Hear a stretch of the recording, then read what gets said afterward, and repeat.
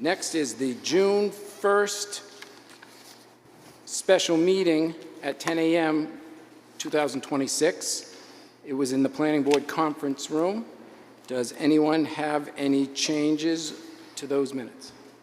Linda? Yeah, the 10 a.m. needs to be removed, and the Planning Board conference room should be removed.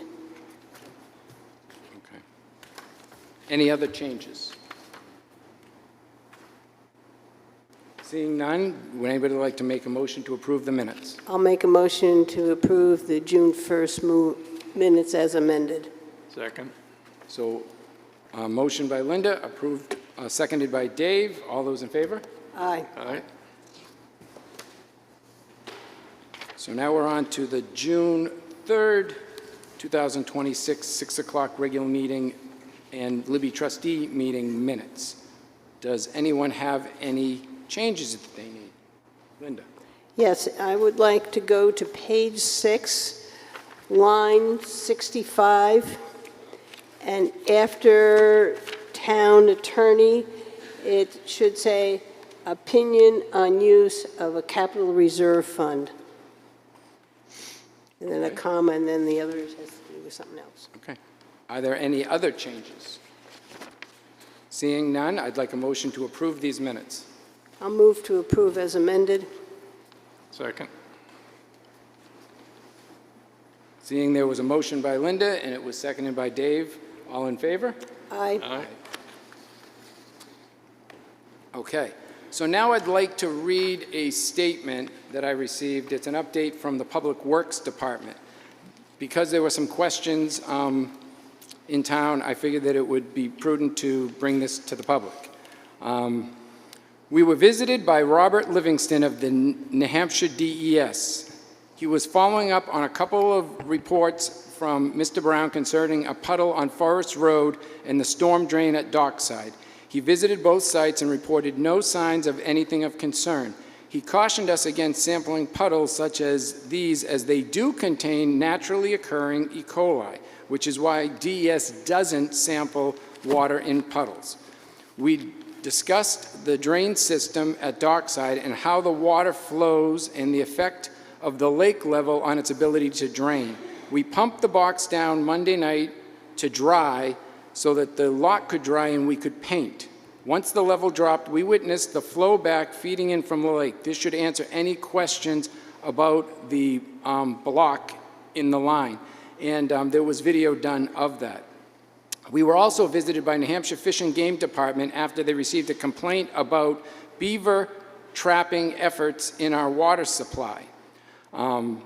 So for some background on our trapping efforts, we do this in-house. We have 2 licensed trappers in the Public Works Department. We switched to this method a couple of years ago as a cost-saving effort compared to hiring an outside contractor. The complaint revolved around turtles being in the traps, I believe. The investigations from Fish and Game showed no wrongdoing on our part. Beavers are classified as nuisance animals and can present a danger to our water supply.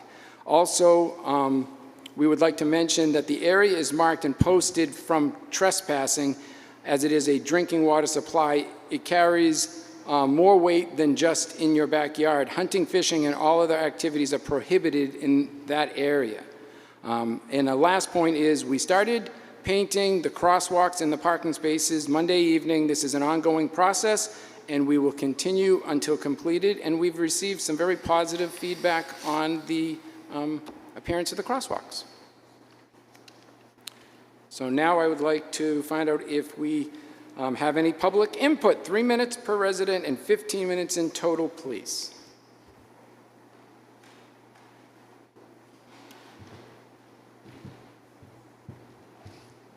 Good evening, Mr. DeShays and members of the Board of Selectmen for the town of Wolfeboro. My name is John McDonald, and I'm the state rep for the District 6, which is the communities of Wolfeboro and Tuftonboro. And I'm here on behalf of the House of Representatives and also the Speaker's Office to recognize a member of our community who has done great contributions throughout his life. And if you can indulge me for about 3 minutes, I'd like to make that presentation with your approval. Yes. Is there a Stephen Wood here?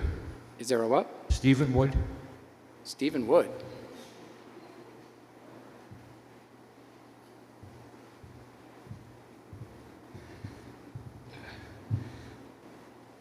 Okay, this is a declaration from the State of New Hampshire House of Representatives in recognition of Mr. Stephen Wood. Whereas Stephen Wood was born and raised in Wolfeboro, New Hampshire, he graduated from Kingswood Regional High School in Wolfeboro, New Hampshire, and after graduation he went on to serve in the United States Air Force. And whereas he committed himself to serving his community of Wolfeboro as a member of the Wolfeboro Fire and Rescue Department, including his time serving as the Wolfeboro Fire and Rescue Captain and as an active member of the Wolfeboro Firemen's Relief Association. And whereas he has also served for 18 years as a police commissioner with a break in between these years of service. Stephen was also a volunteer for Kingswood Regional Middle School, Team Vista, and a substitute teacher for Vista for over 20 years. His volunteer role throughout this years also included St. Catherine Drexel Parish, where he contributed to many roles such as the clerk of the works for the building and also the facilities manager. And whereas Stephen's current involvement with his community includes One Real Wonders unicycle team as coach at Crescent Lake School, where he does this with his grandchildren and volunteers at the Governor Wentworth Regional School District. Another role Stephen champions would be the role of director on the Holy Cross Credit Union Board of Directors. And whereas Stephen is a man who shows up. He shows up for his family, his friends, and his community. He is the one who would drop everything when there was a need, and he would do it without question. As his daughter stated, I am biased, but the simplest way to describe Dad is that he's always answers when we call it. It's just who he is. Declared by the virtue of the signature below, the New Hampshire House of Representatives gives plaudits and accolades to Stephen Wood of Wolfeboro, New Hampshire, for showing his dedication and hard work in serving his community and the Grand Estate. Dated the 17th day of June, 2026, Stephen D. Smith, Deputy Speaker of the House.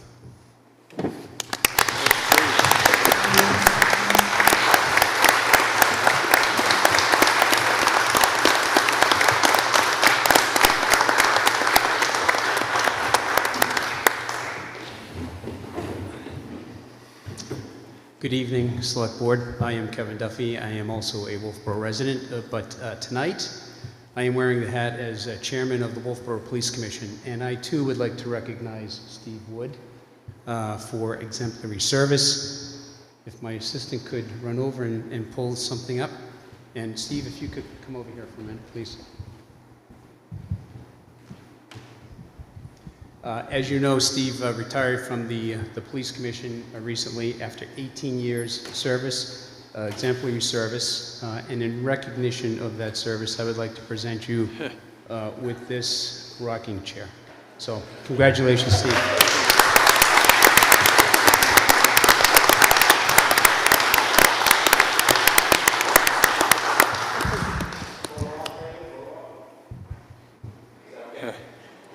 Sure.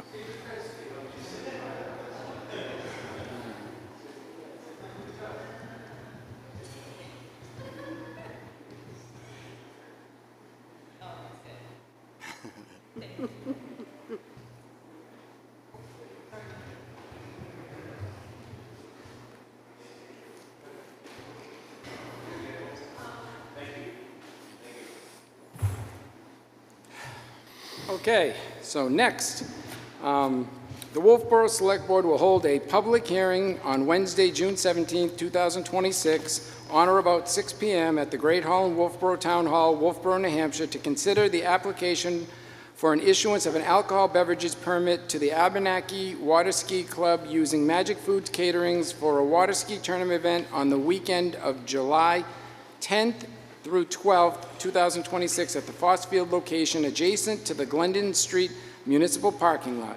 Magic Foods will be present for this request. It is a location not on our permit. They know this.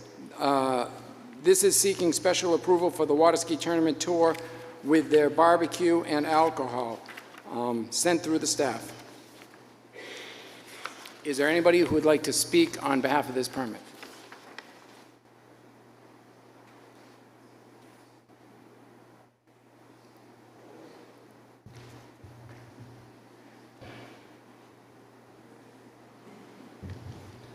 Hello, I'm Scott Willett with Magic Food Productions, Magic Foods Catering. I just, the beverages, I think you have in front of you the application would also be obviously approved for the state of New Hampshire by the State Liquor Commission, being a fenced-in area, that it would be closed off, basically, would be perimeter around the tent that will be at the location. We've also supplied the town along with the state as additional insurers with our insurance for our liability. And if there's any questions, be happy to answer them for you. Does the board have any questions? I have one comment. It has been a policy and I would say a core value of the town is not to allow any alcohol where children are going to be around. So I have an issue with this. It is not one of the spots that we have on our permit. So that's my comment. Yes, the location would be just like going into any other establishment that serves alcohol. It would be a fenced-in area. No alcohol would be able to leave that area. It would be not unfamiliar as if a family was come into one of our restaurants and sit in the restaurant or the bar area with their children. So I run into the same situation. I'm on the EDC, Linda's on the EDC also, and we have Lake Winnipesaukee Day every year, which is down at the town docks. Mm-hmm. And because of what our town ordinance allows for locations, we're not allowed to set up a beer garden or a beer tasting or anything even down in the Cape Park area. Mm-hmm. So we've had to rely on just the restaurants in that area to serve alcohol and the Mount Washington and its sister ship. Correct. So unless we had a change to our ordinance, it's really something that's tough for us to just start doing. And I know the state did pass an RSA to allow sip-in.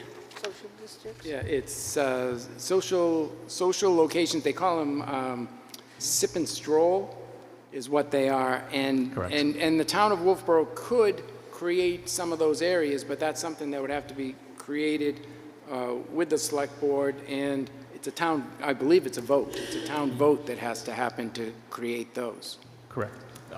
Being this location has neither the Mount Washington or any surrounding restaurants, I understand. It makes it a very unique spot for the location. Again, there would be a tent. It would be a tented area. The tent would be perimetered with what we call snow fencing, or are you familiar with snow fencing? Mm-hmm. Would be an enclosed area. Yes, any children would be allowed in with their parents. It would also be a food tent. So, of course, we'd be checking IDs and doing everything legally we're supposed to do as we do in the restaurants. Okay. Is there anybody else from the public that would like to speak for or against this? Thank you. Please state your name. Good evening. My name is Jay Frucci, and I am the chairperson for the event for the Abenaki Water Ski Club. This is going to be a great event, and I think it's actually a tremendous opportunity to have the food and beverage service that they're proposing down at this site. We've got a lot of people coming in from all around the world to ski in this event. It is the best water skiers in the world. And I just want to speak, I just think it would really enhance the event, and there's a lot of enthusiasm about the idea, and I would love to see this pass, and I think I think the town would be very excited, and it will be a great experience at the end of it. And these guys have a lot of experience doing this too in other areas. So. Another thing that I lean back on is the Heritage Commission does Heritage Awards every year, and they used to serve beer and wine at the event. In the last 2 years, they have served mocktails, and they're getting the same participation from the public at it with mocktails, and the event has been just as much of a success. So, and I fall back again on what our ordinance says. Forgive me, a mocktail is not alcoholic, or is that? Non-alcoholic, correct.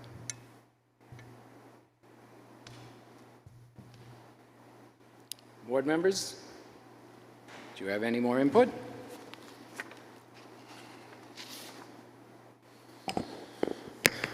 Well, I think it's going to be a benefit to the community. I think we do other events. I don't know, can we create a waiver for them? I'd like to support this. Yeah, I totally support the event and the food. It's just a principle that we've done. When they wanted to do alcohol at the Pop for a bridal, we made sure it was at a time when no kids. We don't put food down at Cape Park if the kids are there. I just think that that's kind of a core principle that we've stuck by, and that's on our town property. I understand there are bars and other places you can take your kids that do sell alcohol, but it's just been a standard we've set. And I believe that that is what we should follow.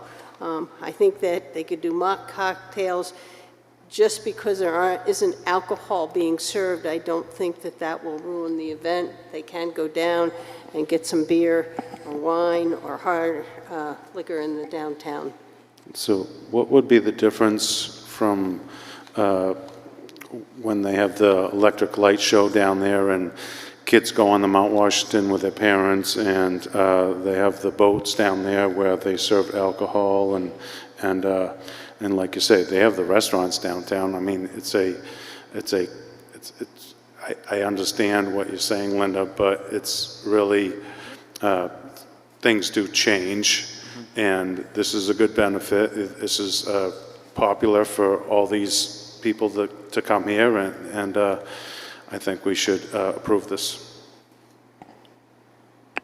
So I would say the only difference, John, is that the Mount and their boats are on state waters. They're actually not on our town property. Even though they are against our docks, they're not on our town property when they're serving the alcohol. So it's a different thing because this is actually on our property, and our ordinance maybe needs to be changed to allow things like this.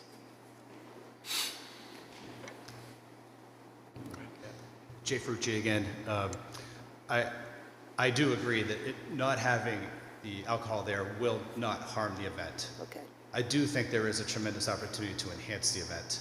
And I think that, I don't know if you wanted to speak on how that would actually be designed. So underneath a tent with fencing, there would not be under 21 allowed in that area. So it would be cut off from children, I don't know if that's the concern. Thank you. Scott Willett, again, with Magic Foods. It would be nice, obviously, there's going to be a lot of families going to be at the event. I think people that are going to be there for a long period of time watching this event, it's not a 1 hour, a half hour, a 45-minute event. This is an all-day event. I do believe that I think you're going to have the issue on town property of people showing up with coolers. Having a controlled environment for people to have, and would just be beer and wine at this location, not spirits, gives you or the town a little bit more control of who is actually consuming the beverages, because it is in a fenced-in area, and no alcohol can either be brought into that fenced area or leave that fenced area for the event. So it is a little bit more of a controlled environment. Yes, sir. Oh, no. 1 minute. Go ahead. Finish. It is a little bit more controlled environment for the day. Did I hear you say that it's strictly beer and wine? Yes, sir. Okay, thank you. You're welcome. So if there's nothing else, board, I'd be looking for a motion to either approve or deny. I I'd make a motion to approve the wine and spirits for the Abenaki Water Ski Club at Cape Park, June 17th, July 10th through the 12th, 2026, 11 a.m. to 7 p.m. It's not Cape It's not Cape Park. It's down at Glendon Street.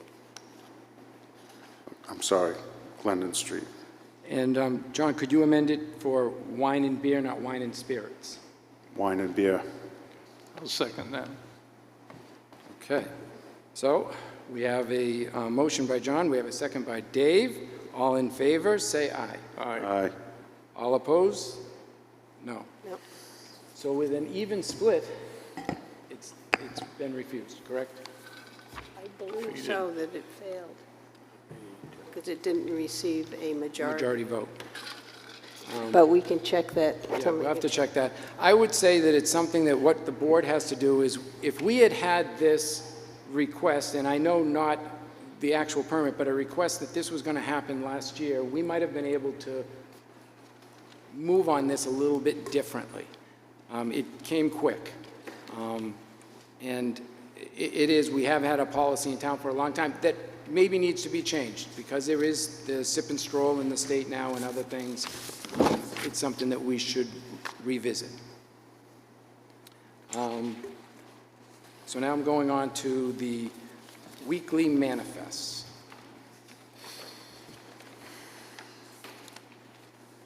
So we have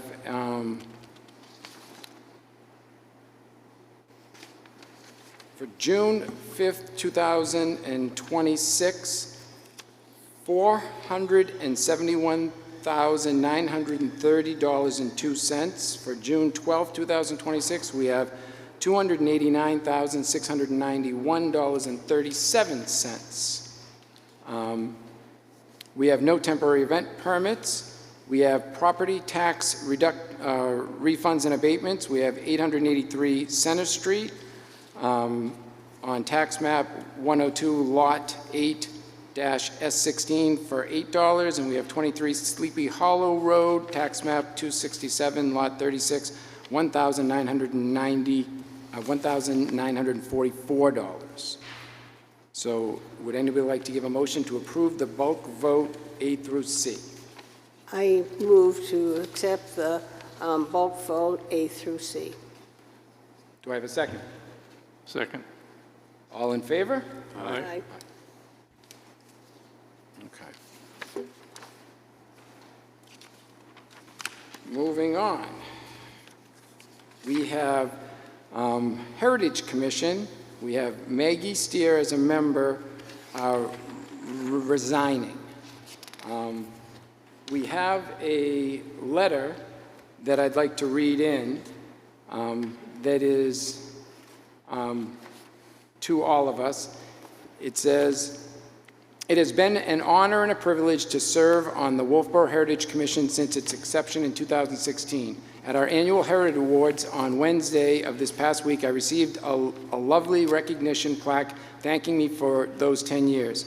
And my intention to step down at the end of this month was also shared with the audience. So this is my formal notice of resignation as I step away. I feel confident that the current Heritage Commission members will continue the mission and work collaboratively with you, the Planning Board, the local Historical Society, and others to fulfill the goals of the master plan and address new needs in Wolfeboro as they arise. Thank you for the privilege of serving the town. I have enjoyed working with you very much, Maggie Steer." Could I have a motion to accept Maggie Steer's resignation? So moved. Second. Any other discussion? Being none, all in favor? Aye.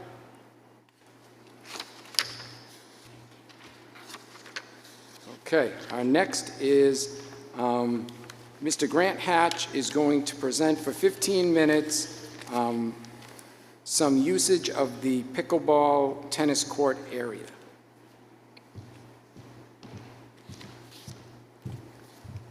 Good evening, all. Grant Hatch, Wolfeboro resident. Give me just a second.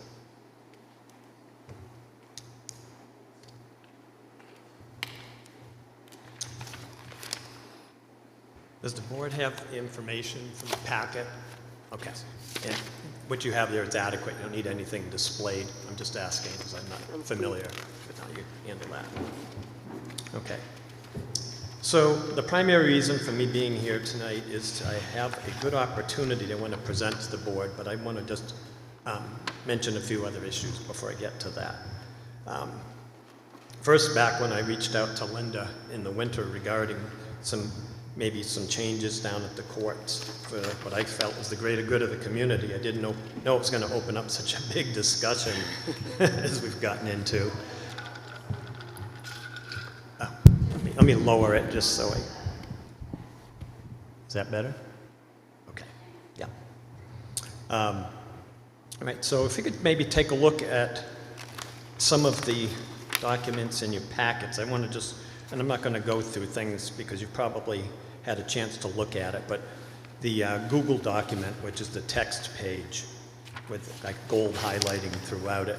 I just mentioned that page that I sent to you because it talks about, related to tennis and pickleball courts, significant shifts in the way municipal infrastructure is used, talks about providing higher utility by managing the courts better and using shared use models where tennis and pickleball use the same courts.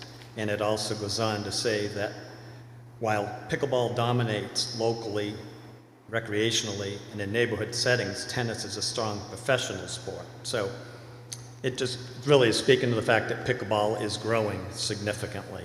So moving on from that, I guess I can kind of jump ahead to what I had in my notes. Was that a couple of times recently when things were mentioned, and in fact at some of the select board meetings, it talked about courts potentially being taken away. Right from the start, it was never the intention of our players group to take away anything from tennis, and in fact, in the proposal of the shared use concept, it was that tennis players would remain priority access. So even if you had 50 or 60 people down there to play pickleball, if 4 tennis players showed up and they wanted to play singles, they would have the first 2 courts, they would have priority access. So I mentioned that because a couple of times it sounded like people thought they were going to lose the courts. And you know, as someone that plays tennis as well, I would not want to see that. So I mentioned that. Let's see. So let me take a look at some of the pictures that I sent to you. One of them shows at the top, it says USTA blended line tennis court only. And then it says compared with Foss shared use court in black.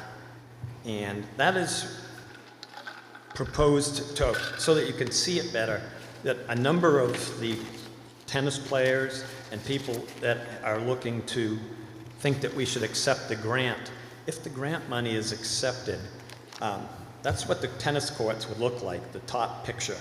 That's what's required by USTA. And if tennis players think that things look busy now with pickleball courts, those lines make it much busier. And prior to knowing that that was the issue, we had done an AI comparison. And if you look at the picture below that, we were trying to make things better for the tennis players on the courts that are already dual lined by going from yellow lines to black lines. And if you look just visually, a quick comparison, you'll see that those pickleball lines are far less distracting to anybody that would want to make complaints about them than the dual-lined USTA court. So that's something for you to consider as you're working on decisions. Another page is a before and after, a view from the back end of the courts as they exist now. The before being what is there now with yellow lines. And you can visualize that if you were playing tennis and you look up at the tennis court, the blue section, it basically looks like 3 white lines running up there. And you can see where that's confusing. Whereas if it were put in black, it's much more distinct. And I think there would be very little confusion, and that has been the case in places where they've tried something like that.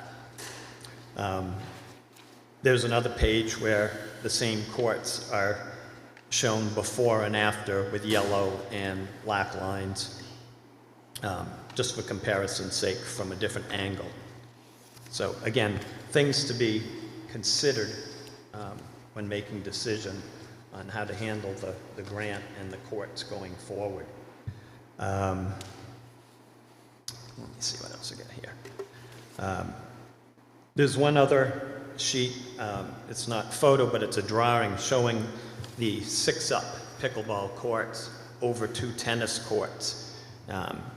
Red and blue lines on that drawing, and you can just see how busy a matrix like that would be. And it's not even just about being busy, but the courts are so tight that you really actually have a safety, excuse me, a safety issue, because if people don't stay right on the courts within the lines when they're playing. If they got to run a ball that's hit at an angle, they're off to the side of the court, And if 2 people do that at the same time from courts that are side by side, they could have a collision. That's part of the reason the tennis courts are spaced as far apart as they are down. And then you've got the issue of balls that would be flying if they're too close. So again, things to be considered when making your choices. Let's see. Okay. Well, the next thing I want to move on and present this to you. Just one copy? You can show it. I can basically just explain. There's nothing really to be talked about in that. That is a trial system that was approved by Parks and Rec this week for trying to organize court use for pickleball down there in the morning. It's just on the courts that are existing, but just a better system, because in the past it's just been you go up and you put your paddles in a rack, and a beginner could get paired up with an expert, and it doesn't work. This is a system that we took from other systems and combined. Talked with Christine, who is here, if you need to speak with her for any reason on it, but it has been approved, and we're going to do a trial over the coming weeks and see how that works out. So I just want to let you know that we are working with Parks and Rec to try to help make things better. Could you explain that process, how people would get into queue? Yeah, the full information is there, but in short, what we're going to have are 4 color-coded tabs, like a beginner, advanced beginner, intermediate, and above. And you put a little colored tab on the end of your paddle. And there'll be a different rack system where you can put them in, and you can put your paddles next to other people of the same color tab. And when you get 4, they would go out together as a court. If you choose to mix it up, if you want to have it, you can put it in. And those, I'm going to say, racks in the system would go out quicker. So, and the determination is made by the each individual. There's a sheet that I showed from USA Pickleball that rates players based on their skill level. People would self-rate based upon that. Nobody's telling them what to do, but they have a list of exactly what they're qualified for. And if they try that and it doesn't work, they can just change the color of their sticker. Like say, maybe they thought they were intermediate, but it turns out they were advanced, or the other way around. So what suggestion do you have for the ambidextrous court, or the tennis court that's like half pickleball, half tennis? Do you foresee that as something that you could work with, or is that something that the board should consider, or what? Well, this is actually not related to court change. I just was trying to present this because this just got approved at the end of last week, and to show that we are working with Parks and Rec towards a better system. Okay. This doesn't address the issue of the lines on the court. I've got something else to present for that. All right. So.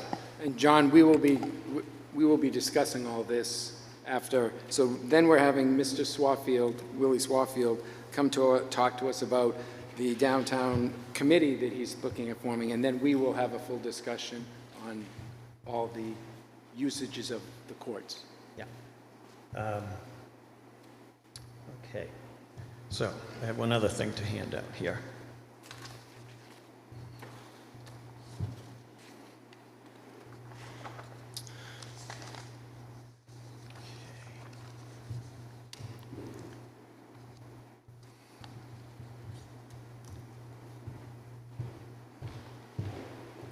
Just,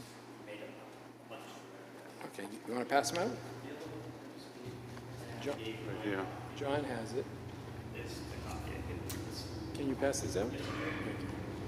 And John, when you're done, Dave hasn't seen that one. Yeah. Thank you. Thank you. Well,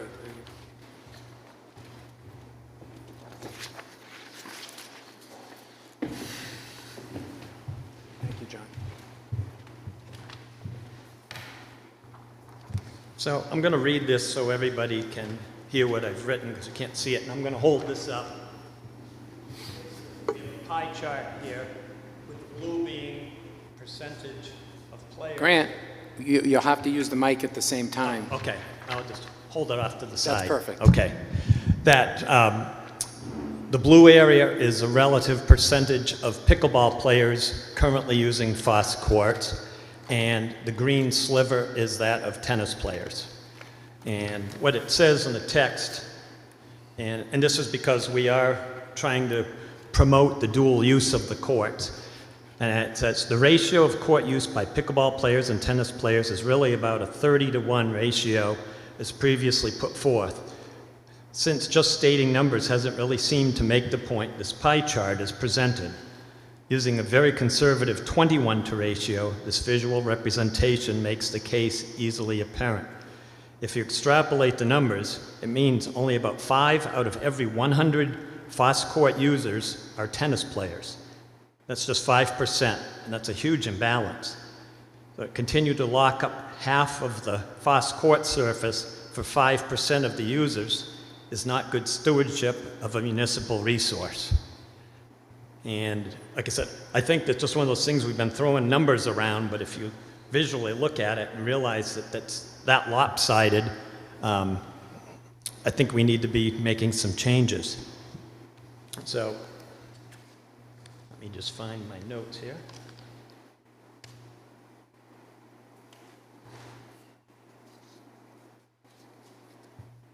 Okay, so I know the board's maybe getting ready to consider accepting the USTA grant, and I want to make sure that everyone realizes that if they accept that grant, it means selling out the local control of the courts and locking up any changes on the 2 courts in question until 2031. And it seems like it would be a huge mistake, especially if you do the math, it's for less than $1,500 a year. You could be locked right out of making any changes, whether you wanted to do it right now or even consider it in the future. So, something to consider. And so, getting to the proposal that I have, and this is related, John, to dealing with the court lines and such. Our big thing has been pushing to have courts 1 and 2 also lined for pickleball. And when the resurfacing was, the planned resurfacing would be done, we were asking that all of the pickleball lines that are on shared tennis courts would be done in black for 2 things. We think it's better for both sports, that the black is more distinctive and less distracting. But that being said, I'm going to read the proposal that we have, as we think we have a unique opportunity in the coming weeks. So, given the planned FOSS court resurfacing, the town and the select board have a golden opportunity to try something, and there is nothing to lose. It is proposed that the town allow the trial placement of black-lined pickleball courts on the 2 courts discussed. If, as expected, things work out well, they should be made permanent. In the event we find this does not work, the lines are simply removed as part of the resurfacing. Our resident expert, who was in the court business for 35 years, has offered to paint these temporary lines at no cost. The trial provides the Select Board a great opportunity without any long-term downside. I hope that you will vote to approve this. All set? That's it. Okay. Thank you very much for all your information. Does the board have any other questions quickly for Mr. Hatch? Dave does. Go ahead, Dave. Yeah, I see no dates and times on here. Related to what When it day? begins and when it ends, and what times during the day? Is certain times during the day? Oh, are you talking about the trial program? Yes. It is on there. It is from 8 a.m. to noon. And that is the time just for the trial. I did see that, but I don't see any dates. Well, effective once we're actually waiting for the racks for the court, for the paddle organization to arrive, but as soon as they arrive, we're authorized by Christine to put that into practice. And then we're going to see how it goes. I mean, it will be like a work in practice. We're going to have a whiteboard down there. Parks and Rec has already provided those sheets that you have in laminated form to hang on the courts down there so everybody knows what's going on. And then we give it a try and see how it works, and we can make changes on the fly because we're not trying to control it. We're trying to find a system that all of the players like that works. The system that's down there now, which is basically there isn't one, doesn't work. And I'll have constant feedback to Christine. I think that the information on that, those pages that I gave you related to that, Christine actually mentions that in the email sheet. So, Would we be able to take the yellow lines that are there, cover them with black temporary lines, just the ones that stick down, and then maybe do one court in tennis, try it for a while. Then if it works, do the second tennis court, 2 and then 1.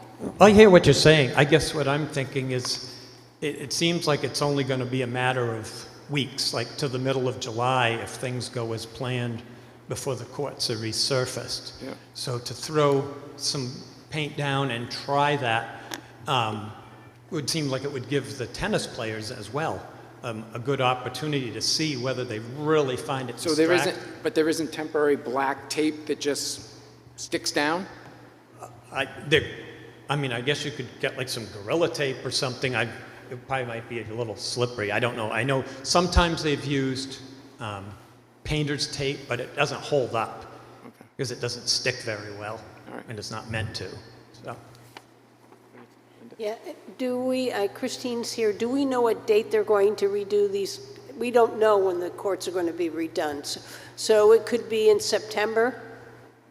That would be great if we get that answer, because then we know what we're dealing with here.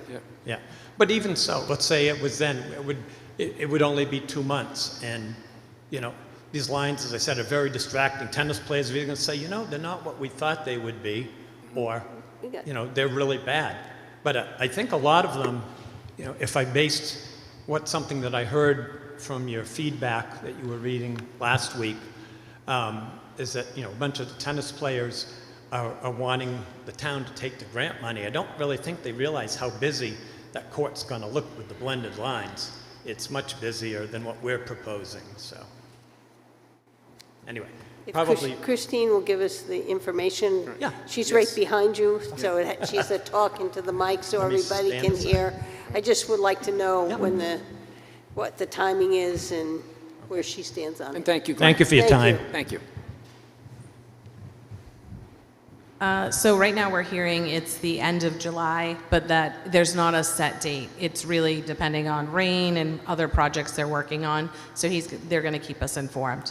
As far as the trial, Parks and Rec is going to be monitoring it as well. We're starting it as soon as they get the rack in to hold the rackets.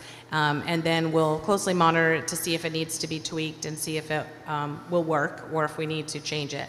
I think part of the issue is just the play part, to see if that could actually help the courts, the busyness of the courts. Because yes, the courts are busy, but sometimes you go down there and nobody's on the courts. So if we could manage the times when it's super busy, maybe that might be what we need. Yeah, the 8 to 12 is very busy, but I've gone down many days and watched at 2, 2:30, 3, 3:30, and I have pictures, there's nobody there. Yeah. It's like a couple. Go ahead, Linda. Yeah, how long once you do the courts are the courts out of business? So if we It's pretty quick. They said it's a few days. It's not like, I thought it was going to take forever, but it doesn't take that long. I think a week, the max, they said. So I'll get confirmation on that for sure, and I'll check on the status of where we're at. Okay. Christine, my other question is, how much would it cost and who would pay for it if we were to take one of the courts that has the yellow on it now, repaint it black, so that we can see what it will look like before we resurface the courts and we'll know, do we want to use black? Right. I would have to investigate that. I don't know. I imagine you want it to look right. I mean. Correct. So I'd have to investigate that. I mean, I'm sure it would cost some money. I know when they did the tournaments, they did tape courts, Yep. but that was like a 3-day thing, and with the weather, I'm not sure if that would withstand stuff. So who and when did we paint the yellow ones? We did that when we last resurfaced the courts. So Okay. we made a compromise, and we did 2 that were multi-purpose courts, like tennis or pickleball. We kept 2 for tennis, and then the pickleball players have 2 dedicated courts as well. Okay. Has there been any thought to changing 3 and 4's usage and having them, instead of 3 being a dedicated tennis and 4 being a dedicated pickleball, even though they're double striped, to first come, first serve or anything else like that? Or I mean, they're all first come, first serve, but I think it also has to do with the Parks and Rec programming, what we have down there. But we tried to do that priority usage just so people could come on the courts if they wanted to play a particular sport. Okay. Yeah. Linda? Yeah, my understanding is if we did this test, we could paint the yellow lines that are there black and leave the 2 tennis courts it is, but we could then look at 2 of those courts and what it would look like in black. And I think that would be a help. Yeah, I mean, I don't have a preference in color. I think when we originally did those courts, it probably was, pickleball was up and coming. So ourselves with Parks and Rec, we are looking around at other facilities to see what colors they have. There are many options. It's just what we decide to go with. And I don't know if there's a price difference, so I will investigate that as well. So we're not locked into the yellow. If we feel we should change it to black, that could be fine. Yep. Yep.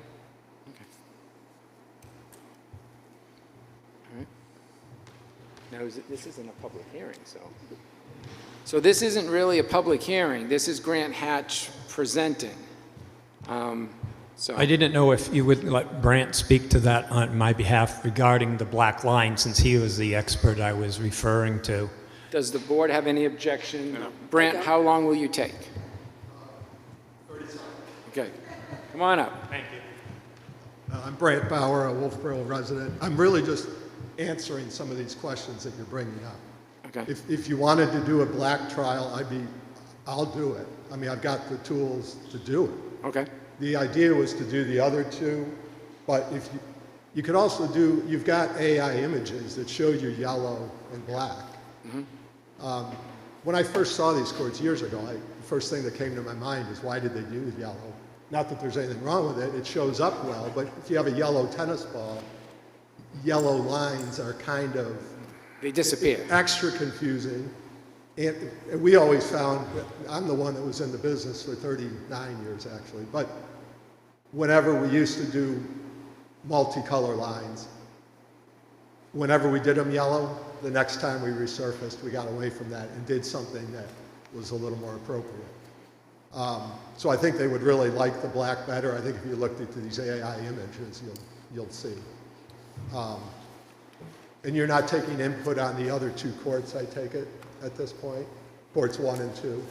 Which I know you've got my emails on. Yeah. So I think I've heard plenty. We've had lots of input. We understand what. I know you mentioned tape, but I know that question is going to come up. Yeah. Like if we took some black duct tape and put it, the problem with that is if you leave it long enough, when you pull it up, you might have glue residue on the court, and then the resurfacing crew is going to come in and they're going to have a little bit of a fit with that. I would assume I would if that was the case. Okay. So I'd like to prevent that problem, and painting is probably be a better option, even though it's a lot easier to slap some tape down. Okay. All right. Thank you very much. Okay. Okay, so we're going to be moving on, and we have another appointment for Willie Swafield, Friends of Downtown Committee. Mr. Swafield requested 15 minutes to let everybody know they are creating this group.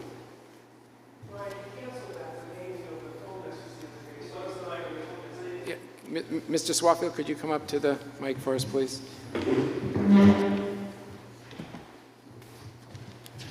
Hi, Bill Swafield. Willie was not quite ready to make his presentation, and he canceled the presentation with Amy by a phone message a couple of days ago, so you can just pass over it right Okay, thank you very much. So we'll remove that from the agenda. Okay, so new business. Board, we have a discussion, a pickleball discussion, decision, and Linda Murray's going to present. Well, I just want to thank all the residents who have sent us emails and came out to meet with us at night and give us their input. We've heard it all. We've heard people who want to leave the tennis courts as is, people who want to add more pickleball courts. So it is now up to us. I did check the 2026 warrant article 13, which had no language related to the grant. So the legislative body has not approved accepting a grant, so that would be then up to us. I'm glad to hear the attempts to try to deal with the organization and getting the people on and off the courts. If there was one thing that consistently came from both groups was we need to get a system down there, and I'm so pleased that we're working together to make that happen. I was going to make a motion tonight, but I'm wondering whether the board should first have Mr. Bowers paint those yellow pickleball lines black so we can see and the tennis players can see what it's like to have black lines.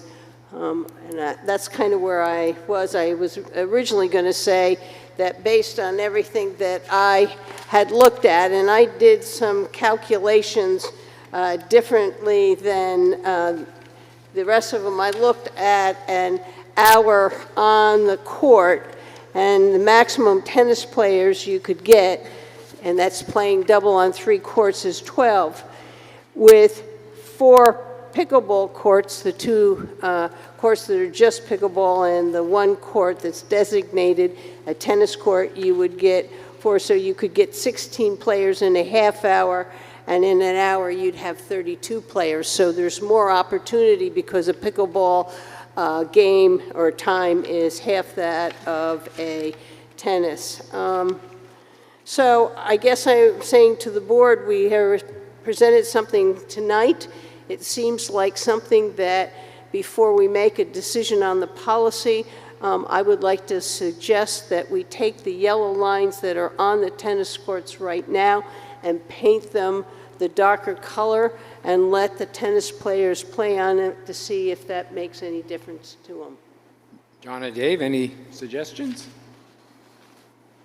Well, it sounds to me like they're trying to work something out, and all the stuff that I read was part of the issues was scheduling.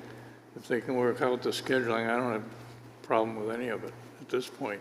And I don't know why, personally, why it's coming to us. I think that's a decision for Parks and Rec to make. This is a policy decision. If we change the hours or anything we have written on court 1 and 2, that's a policy. Park and Rec followed our policy and said no lines on court 1 and 2. So they followed us, and if we're going to do it, we have to change our policy in order for Park and Rec to do that.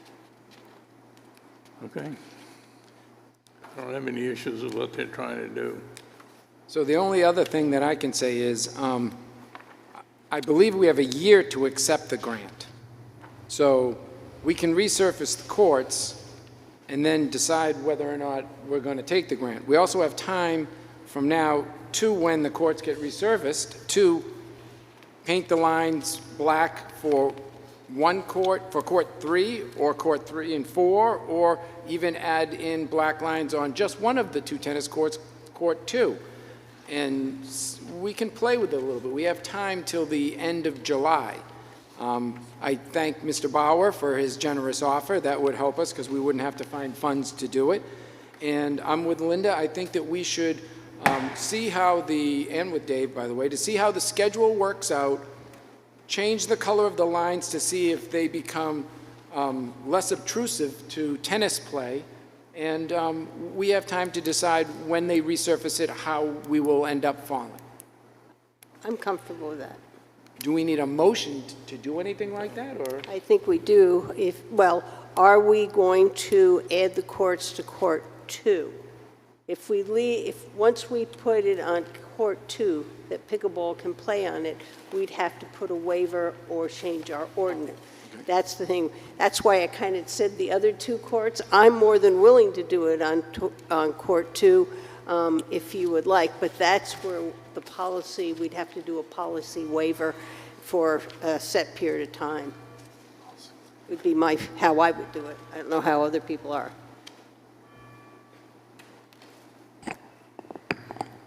I say let them paint the line black and let's just go from there. It's like, it's just way too much. This, that, and the other thing, it's you know, you're hurting feelings one way or the other, and it's a pretty delicate situation. That's the problem. Okay. So do we need a motion to have the lines painted black? I'll make that motion that we paint all the yellow lines down at Foss Field black, and that we try it also on court 2, paint them black and waiver our policy. And how about, do we need to say that we will, This is a pilot. yeah, just as a pilot, do we need to do anything to that amendment about the current new scheduling? It's in place. Park and Rec is doing it. I don't think we get. Perfect. Why don't we run it until they get resurfaced? Okay. Dave says to run it till we get resurfaced? That's what he said. Christine seems to want to say something. Yep. So are you saying you want to put black lines on court 2 to make it pickleball and tennis? My only thing with that would be, it's hard to know if the trial is working if you add another court like that. So we're not going to, so that's my only, I think if you painted the 3 and 4, then we can see what the black looks like and see how that works. Maybe this trial is what we need.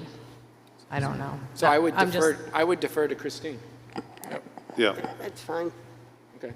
I think I was trying to get to where they were Right. looking at, is so it was something added, but I'm fine if the majority wants to just do it on the 2 courts. You can 3 do and that, 4. but I'm just saying it will probably skew the trial that we're trying to do with the play. So I won't know if you really do need that court or not. Yep. But All right. So your motion will be then to just, We'll take out court 2 and we'll just leave it as, we'll paint the court 3 and 4 lines from yellow to black as a trial okay.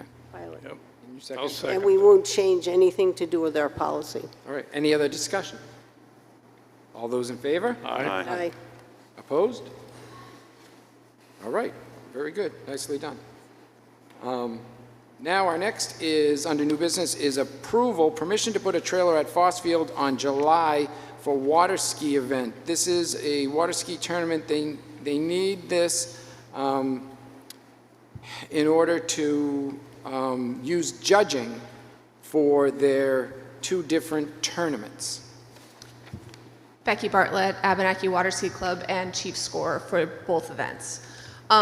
We're asking to have a trailer dropped before our tournament this coming Saturday and keeping it in the spot. You have pictures, I believe, of the spot that I would like to use, and keep it there through the July tournament. And the reasoning for this is that we are bringing or redoing a whole bunch of stuff and getting a whole bunch of new equipment in, and to make sure everything goes flawlessly for the July tournament, we'd like to use our tournament this coming Saturday as kind of our practice run, because it's our Class C tournament, and run it as we would the July tournament, so we have time to tweak any issues that we may have coming up, because with the top 15 in the world coming here, we don't want to look foolish.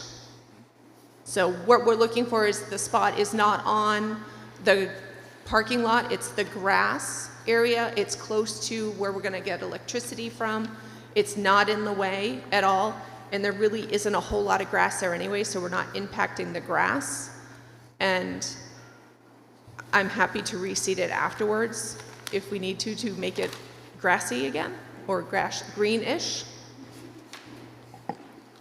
So, Ward, do you have any questions? So I see there's a really special birch tree clump there. Are those branches in that picture right there? They're not in the way. The branches, are they gonna get backed into, or are they sitting on the top of the? No, we'll make sure. No, we're going to make sure that it doesn't. That's just, that area is longer than I need. It was just to show that area. We're going to make sure the tree is fine. Thank you. Dave, Linda? Yeah, originally I had a hard time leaving it up that length of time because it's over the 4th of July. But when you tell me you're going to make sure everything's working well, that makes me feel like it's worth a trial run if you're going to have new equipment. I think it's horrible to put a thing there. I think it ruins the view to the lake. I agree. And so I would have said, move it, no, let us go through the 4th of July. But I'm willing to give because I think you're probably going to have to get used to the equipment. It's going to be different. So if I vote yes, it's because I don't really want to, but I really understand why you. Our goal is, like, this is our trial. If this goes well, find something to potentially in the future that we can move in and out, because everything will be set. But right now, with it coming up so quickly and not having, we've had a lot of equipment that we had to get, and just, it's a little bit of trial and error. So I just need, go ahead, Linda. Just, if we do it this time, don't ask us to have something there permanently again, because I think it really does affect the view from the Bridge Falls Path and the people who sit in the parking lot and look out. But So I've got one to that. So on the other side, over here, yep. I don't know if they could put it over there on that side and it wouldn't block the lake view. If they could work it, if they can work it anywhere where it doesn't, I would. That's right on the edge of the soccer field off to the side. He's So going we- over here. Going On the over here. soccer field? You can back it right in along that way over there. Also with the Abenaki Water Ski Club, that site was considered, Could you- that yeah. site was considered to the right side of the path leading to the Bridge Falls path. And to get electricity, this requires a 100-amp service to that trailer.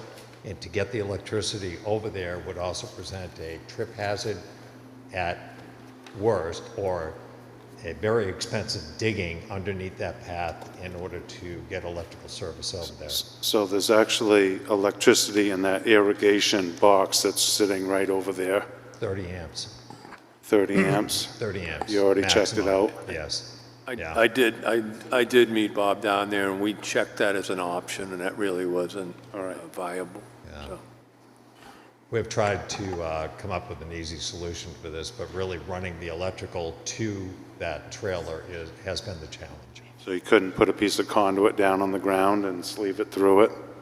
Again, trenching down. Not trenching, just laying it on top of the ground? In order to run that service through there, we did discuss that with an electrician, and it would be a piece of conduit that's approximately 3 inches big to get the power over there, and that's a trip hazard going right across that entrance. I mean, you could paint it yellow, I don't know, understand it. It's really, people can walk over it. I'm more in line with Linda, to tell you the truth. I don't know how big this thing is. 8 by 20, 8 feet wide, 20 feet long, 8 feet high. So how long, Barry, is it to get over there? How long would the conduit be on the ground? I didn't necessarily take a measurement, but you're probably 80, 100 feet, yes? Yeah, quite a bit. But the main access to the Bridge Falls path is that you would have to go right over that. And I would hate to have a piece of pipe laying it. I don't think the electrician will do it, quite frankly. So I have a few questions. One of them would be, if you do it in your first event as a trial and it works out, are you going to be using it for other practices or stuff like that to kind of tweak it? Or what's the process going to be? So, yes. So we have a whole bunch of stuff we're trying for the first tournament. Yep. And then, so for our first tournament, we run 2 jump poles that have cameras on them to measure. We're in the process of building a single pole that is going to run, and we have to put 3 cameras on it, so we're trying to whittle it down to 1 pole. And so that's going to happen after the first tournament. So then it's just sighting all that stuff again and making sure it works. So how hard is it to move this? And the question I have is, you renting it for this period of time because a month rental is cheaper, or? It's the same price whether we use it for the 4 days or for the month. Okay. And to get it, so we run the first tournament. And unfortunately, we did see if they would let us move it, and they won't let us move it. So we'd either have to pay for it twice to try it out for the tournament and then take it away and then bring it back. And so they would not let the town move it or anybody move it? It's against the rules? So I'm thinking about this because again, Lake Winnipesaukee Day, we rent a huge battery-powered generator. It gets dropped at the DPW. DPW delivers it down to the town dock area. We use it, then it goes back to the DPW for storage until it's picked up and it's removed. So it's an 8 by 20 trailer. That's not all that big. And if the company would let our DPW guys potentially move it or something just to get it out for the 4th of July weekend and then bring it back, could that help us? Could that be a compromise and satisfy everybody? We reviewed that thought as well, and the company does not like the idea of anybody but them moving it. They're responsible for delivery, setup, and takedown, and that's what their policy seems to be. And as well, every time that this gets moved, would have to have a licensed electrician come in to either connect or disconnect the unit. So that would basically be disconnecting and connecting it at the very least 4 times at our expense. And the first tournament would take place, and Becky would be utilizing it during that time, but any fine tuning as well would be done between that first tournament and the Granite Cup event that's taking place in July. So the trailer will get used during that time period to refine measurements, tracking, all of the other work that has to go into making sure that our tournament is going to be accurate for the professionals. Okay. I'm exactly where Linda, I want you to have the trailer, but for a month is a long time. And I didn't know if there was any other companies that were other options or somebody else that would let you do it differently or anything like that. Or if we could just move it for a weekend and then put it back. Go ahead, Linda. Is there any way we could make you put the conduit and then build a ramp on either side of it so people walk up a little ramp and down? You know, I think it would be really nice if we can have it in that spot and then ramp over the cord. I think that's a win for everybody, unless that spot causes you problems. I'm talking So you're talking on the other side of the The force field So on on the the grass field side. that John was talking about, and then ramping over the electric cord so that it wouldn't ruin the view. So you basically build a 2x4 ramp and slope it down on the sides, so that would basically 2x4, 2x4 plywood ramp. It would go right over the top of it, so people, it was like tapered. And that way, a month is a long time, I'll be honest with you. I mean, I was concerned more for the grass and because it's going to ruin the grass right in that area. And then if I reseed it, it's going to take a while. So I just didn't want that to be more of an eyesore. I think not being able to see the lake and from the Bridge Falls path, I have the hardest time with that. Oh, from the cars you're talking? Cars walking down the path. Well, it's not on the way of the path. It's. But you look, when I walk down, I'll look to see what's on, it's the view, either side of that Bridge Falls path. we're going to get feedback on it. They're going to come back to us and say, what's that thing down there? I mean, is that a compromise? Can that work for you guys?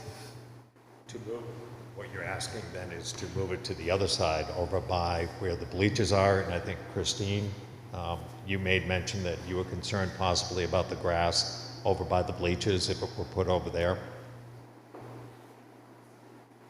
The trailer, yes, if it were to the right side of the path over where the current bleachers are, would that be a problem? It's just clover over there, so it's like... It's actually looking pretty good. They've done a great job. Well, the lake's high, that has a lot of water underneath it. Yeah. So, board, would we want to have a motion? Can somebody make a motion to give us a definition of where they would want the trailer to be and to approve it or deny it? If they need it by June 20th, they need the decision tonight. So, yes, so I'm looking for a Oh. motion from someone. I'll make a motion that we allow the trailer to be put by the bleachers on the far side of the path, and that a ramp is built over the conduit, and that we allow it from June 20th to July 13th. Second. Okay, go ahead. Just any comment, if I could, would you consider if we trenched and put that not 2 feet down, but maybe 6 inches below the surface? I'm still concerned about the ramp and. No. Better than I do about that. Then you're going to be digging up the ground, and then you're going to be dumping material on top of the ground. It's like it's going to, you're going to be making a mess down there. Whatever you say. Okay.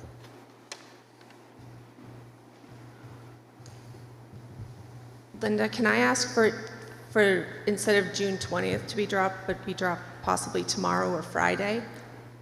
Sorry, it's So just the tournament's on the... you want me to say June 18th Yes, through please. July 13th? 14th. Well, it's just, Oh. it's 13th on the... Oh, sorry, the 13th is a Sunday. They're going to pick it up on the 14th, so... Okay, to the 14th. My bad. Okay, to the 14th. So the motion is June, June 18th through July 14th. Second.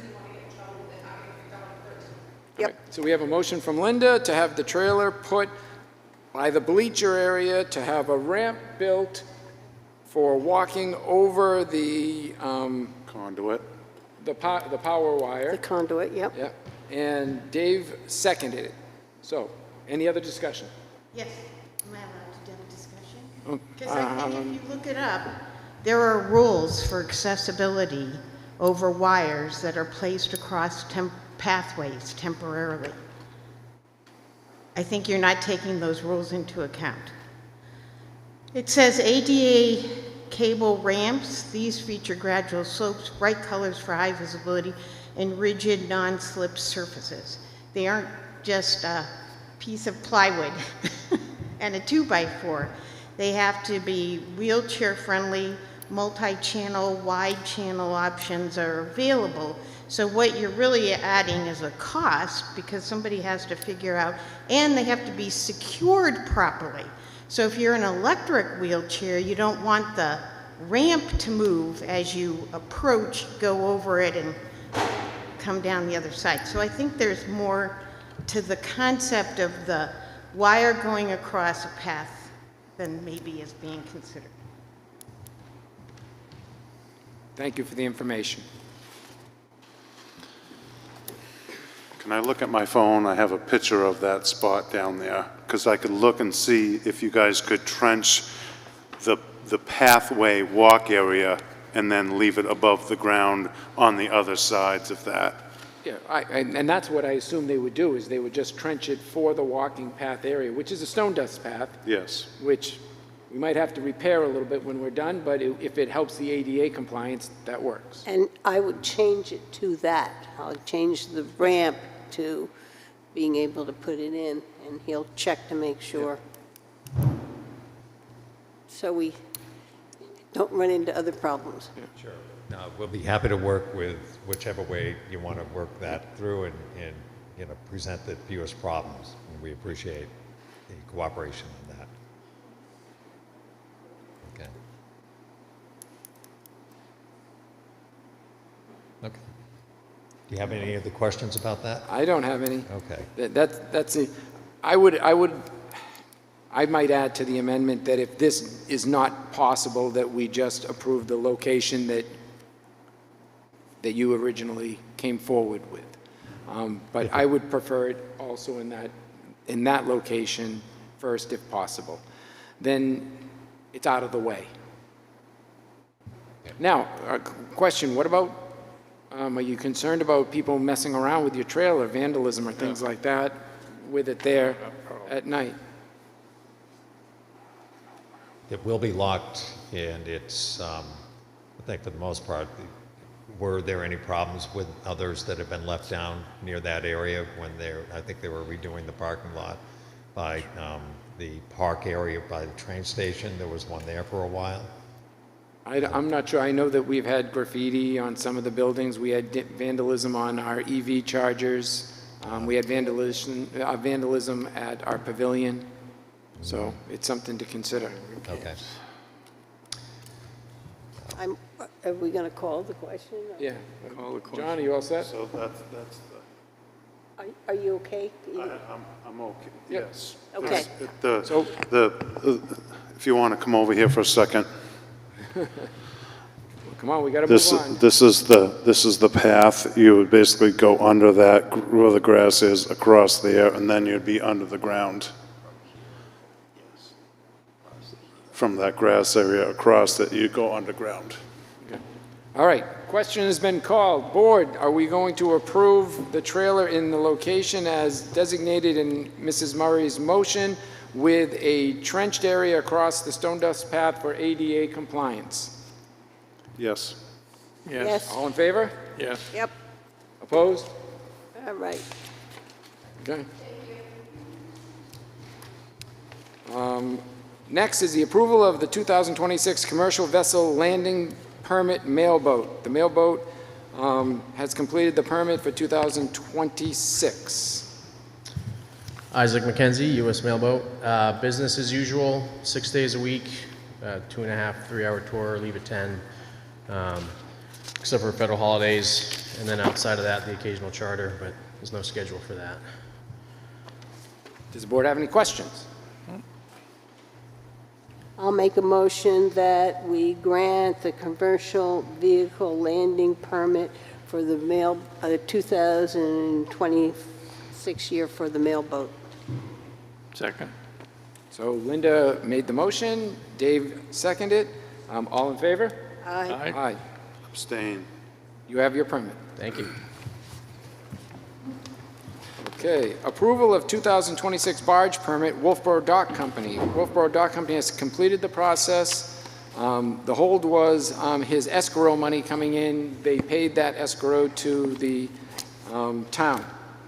Is there anybody who would like to speak on this permit? I would. Okay, John, go ahead. So at one of our last meetings, we talked about whether or not this was a Libby Trust situation or a town situation.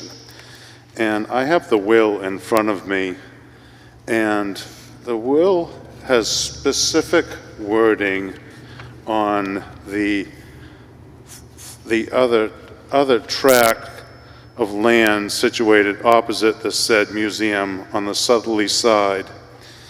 And what it says is, "It is my will that no building or superstructure or obstruction of any nature shall ever be erected, maintained, or permitted on the aforesaid land in front of the museum or in the waters abutting thereon, so as to mar or interfere with a beautiful view from the museum or from its shore front." And I think we are violating Dr. Libby's will by moving the barges to the spot and allowing commercial use. It does not have anything in this will that allows commercial use. It says general public use.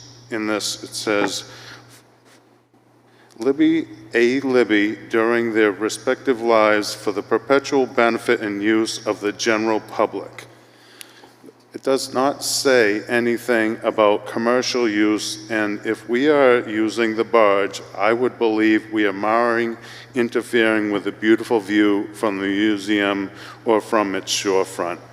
And therefore, I do not believe that we should be moving forward with any commercial vessel landing permits or barge permits on that property. We still didn't decide whether or not we were in the Libby Trust situation or we were in the town situation. Linda? I'm going to step down from this since my son does run a barge business. I think I'm getting into a conflict here, so I will not vote or do anything on this. Okay. So, John, it says for the I'm just asking for information because I don't have the will in front of me. It says for public use. Does that specify public use for the whole property, the museum, or specifically the dock area? I'm not sure. This is specifically for this dock area. This is for the tract of land on the southerly side. The other tract of land situated opposite the said museum on the southerly side of the north side of the road, beginning at the intersection of North Main Street and the cement walk extending southerly from South Main Street. So it's pretty specific. Again, if you want me to read it again, I'll read it again. So the only other question I have is that the Charitable Trust Division has seen all these documents. They know that we've been using it for commercial barges and vessels.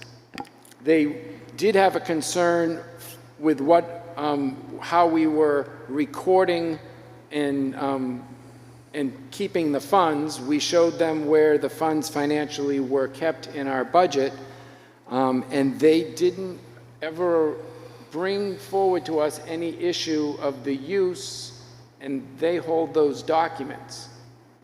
Well, I'm reading, "It is my will that no building or superstructure or obstruction of any nature shall ever be erected, maintained, or permitted on the aforesaid land in front of the museum or in the waters abutting thereon, so as to mar or interfere with a beautiful view from the museum or from its shore front." If you put a dump truck there, you are interfering with a beautiful view from the museum or from its shore front. Okay. So what I would suggest is maybe we have our town council ask the CTU if they read it the same way. Well, we're here right now. That's how I read it. Yeah. I would I'm a trustee. What do you think, Dave? Would you like a legal opinion, or do you want to cancel this and all barge permits on the Libby Commercial Dock? Well, I think we need to get council involved in it at this point. Okay. Just hold this, not act on it until we hear from town council. Okay. Okay. Barry? Okay? I'm just curious if that also includes permittees that already have the permits in hand. Are Correct. you Well, saying? Those may have to be given back. Yep, we may But I have mean, to. at this juncture, are you saying that that's on hold? That they Yes. can't use the space until such time we get clarification? Yep. I'm just looking for clarity, that's all, yeah. Well, so you're saying that no more commercial operation at the area until we get a legal ruling? No, I do know there has been one company that has been given full authority. Yep. As far as payments, they've met all the criteria that they were granted their permit. And so are we now halting their operation? I would say where they've already been approved, we're not going to, I would not halt their operation. I would say that what we need to do is we need to get a ruling to approve this new one and let that, and personally, I would approve it and then, or look to approve it, and then if we find out from council and the CTU, and it's going to be the CTU's decision more than our council, but our council is who directs our questions to the CTU. If the CTU says that it's an operation that we can't do based on how they read the will and testament, then we'll have to change what we do. But they have the will and testament, they've read it, they know how it's been used for the last however many, 30, 40 years, and this is the first time this has come up. Well, but it probably hasn't been, the will hasn't been probably reviewed very much because, again, I authorize and empower the judge of the probate courts, this office, to appoint a successor trustee or trustees with all the powers and privileges hereon expressed or intended or be expressed. It is my will. This is the will of Dr. Libby. And we are the trustees. I nominate and appoint the selectmen of the town of Wolfeboro, New Hampshire, successor trustees in the event of the refusal of the selectmen to accept and serve as trustees. Then I authorize and empower the judge of probate court, then in office, to appoint a successor trustee or trustees. But until then, that is us. So I would make a motion to table the approval of the 2026 commercial vessel landing permit, the barge permit for the Wolfeboro Dock Company until we get a ruling from our town attorney through the CTU. And we should understand that this is for all vessels at that landing. Well, my motion is to just table the one we have right now until we get a ruling from our attorney and the CTU, and if we get back a ruling from the CTU that says we have to shut down all operations on then, we'll take that up at another meeting. All right. That's, so, the only problem is the ordinance is underneath our town ordinance. It's not underneath the Libby trustees. This is a slope, another question that we need to have for the charitable trust organization. but I brought this up already once, and I said this exact same thing as she just said. We should be discussing this as Libby trustees.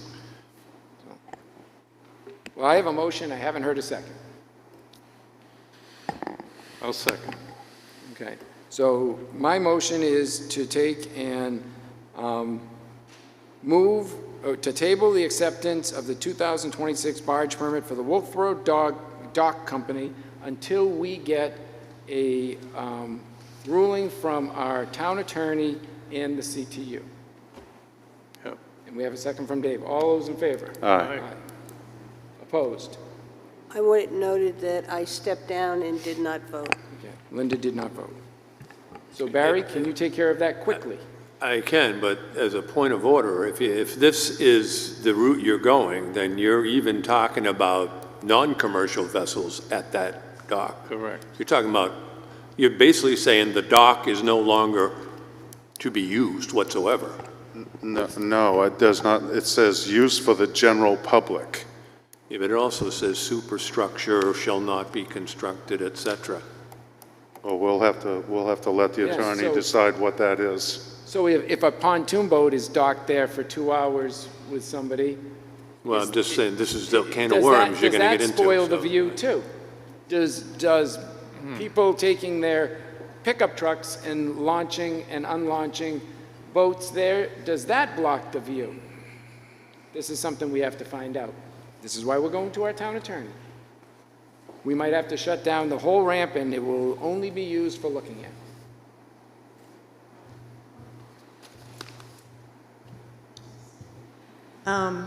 Libby trustee discussion. Suzanne Ryan. Okay, and can you be very brief, please? Yeah. Because this is not Yeah. a Well, public it's hearing. about the barges. The will also says that there shall be no commercial operation there. And we have been told, or my predecessors have been told, you can't have weddings there, which seems like a great thing at the gazebo, but I was told, All can't right. have weddings. Okay, we're going to be moving on. We're going to have that one go to town attorney. Now we have a discussion, and we have a Eagle Scout in Troop 165. He's going to have, Thomas Bronson is going to have a summary of his project at the Abenaki ski area. Okay. Good evening. So about a year ago, I came here to get approval for build a shed for the ski patrol on top of Abenaki, and that's been completed. And I mean, supposed to have a slideshow up here to present, but okay, there it is. We've Okay. got it. We've Okay. got all We got your it. information, so you can, do Okay. you want I to thought it take was mine to? It's gonna be like last time, and it'd be up on the board. Okay. But all right. But yeah, there's some pictures in there of the build process going on. Some pictures of it in use, but yeah, the whole process after I got approval from here is I had approval from the Eagle Board, then began fundraising. So I'd like to thank Hancock Lumber, Bradley's Hardware, LSV Design, and the Dow Group for making contributions to help pay for it. Then we got all materials and started construction, and we finished in November, around like November 27th, And 2025. it came out beautifully, and I would like to make a motion, Board, to include his project presentation in our minutes, I'll second that. so that anybody can go and look at our meeting minutes, and they will have the before and after pictures and all the wonderful work that you did to really make a nice building there for the storage of the emergency equipment. So I want to thank you very, very much for your service to the town. All right, thank you. Thank you. Yeah, so thank you for approving the project and for and also for the Parks, the Recs department to also allow me to do that, because a couple of weeks ago, I went and completed Eagle Board review. So I'm now back here as a Eagle Scout. Oh, you did, they did give it to you? Yep. Fantastic. Fantastic. Congratulations. All right, thank you. Just one more. Congratulations. I have one question. Oh, you have a question? So the quality of the craftsmanship looks excellent, young man. Very, very good. I was only thinking about, I understand that it's going to be in the wintertime, but will there be a need for a ramp? No, the snow piles up just up to there, so you can All just push the stuff right in. Very good, thank you. You got to trust a scout, especially an Eagle Scout.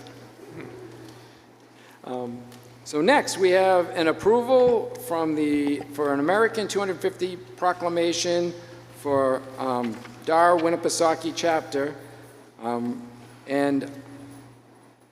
Does anybody want to read the proclamation, or do they want to leave it up to me? All right, I guess it's up to me.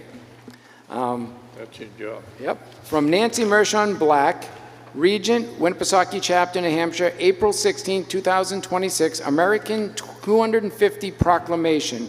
Whereas on July 4, 2026, our nation will commemorate the semi-quincentennial anniversary of the signing of the Declaration of Independence, and whereas the journey towards this historic milestone is an opportunity to reflect on our nation's past honor and contributions of all Americans and look ahead to the future generations who will carry forward the ideals of democracy and individual liberty that make the United States a unique nation in the world community, and whereas the great state of New Hampshire was founded by the Revolutionary War generation and their children pressing west into the territory organized by the Northwest Ordinance into the Northwest Territory, which was land ceded by Britain to the United States by Treaty of Paris in 1783, and whereas the National Society Daughters of the American Revolution, DAR,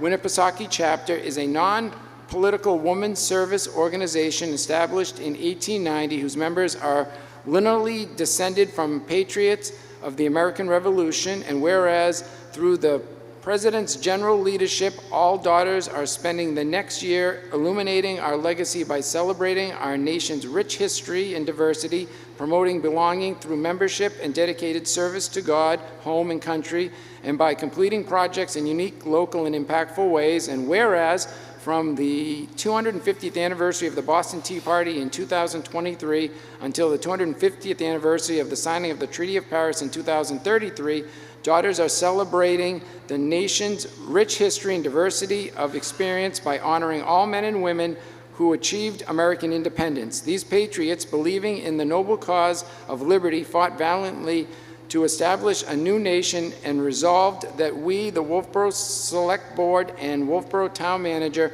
recommend this commemoration to all our Wolfeboro residents in testimony whereof I have hereunto set my hand and official seal. And it will be signed by myself, Paul O'Brien, Linda Murray, Dave Senegal, John Thurston, and our interim town manager, Barry Muccio. Any comments, board? Okay, moving on. Approval of the gas permit changes from our code officer, Jeffrey. So, Mr. Hinderleiter? I can Would you I like can to- introduce Jeffrey Hinderleiter. Hinderleiter. It is Hinderleiter? Hinderleiter. Man, I was off. Sorry about that, Jeffrey. You think I'd know?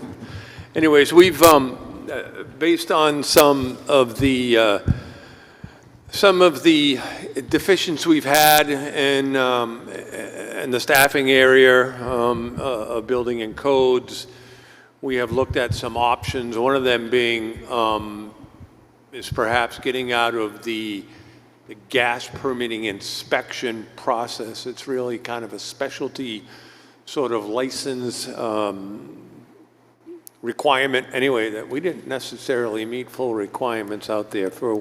So be it a temporary status, part-time status, we're not real sure exactly at this point, but we feel the best way to move forward is to make some changes in that process. And with that, I'll let Jeffrey make his presentation. He's the planner. Thank you.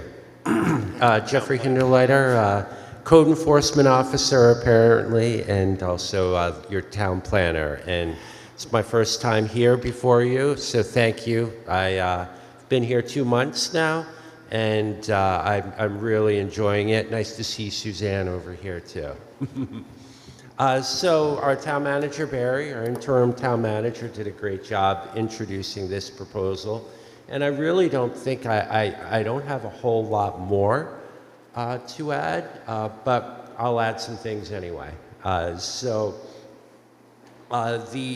purpose of tonight's, why I'm here tonight, is to inform the board that the Planning and Development Department's intent is to change our gas permit application and inspection process from a permitting and inspection focus to more of an administrative type role. So the current process includes 3 primary steps. The first step is the applicant prepares and submits a permit. We have a gas permit. The second step is Codes intakes the permit and reviews the permit. And then the third step is, assuming the permit's approved, Codes performs inspections of the installation.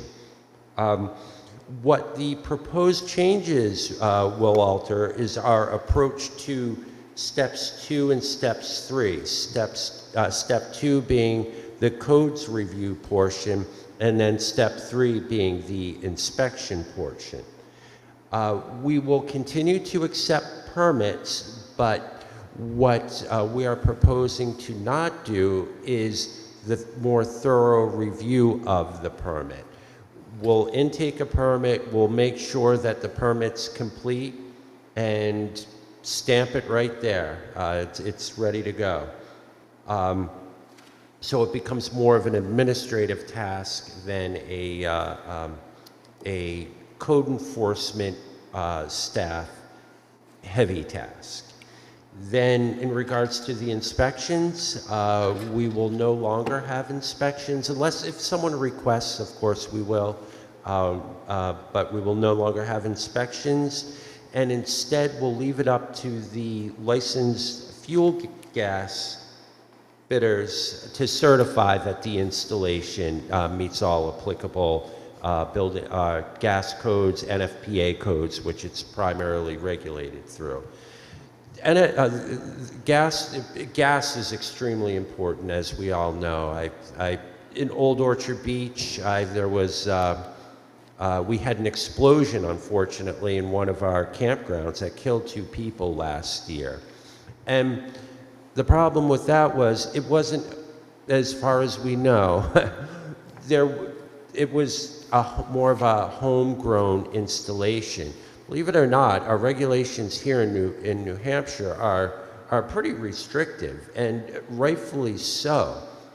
Our gas fitters, that trade is regulated. Folks are highly trained, so we trust that they have the best interests of their clients, themselves, and the town in mind. So it seemed like fitting that they actually check their work and that they certify that they meet the applicable codes.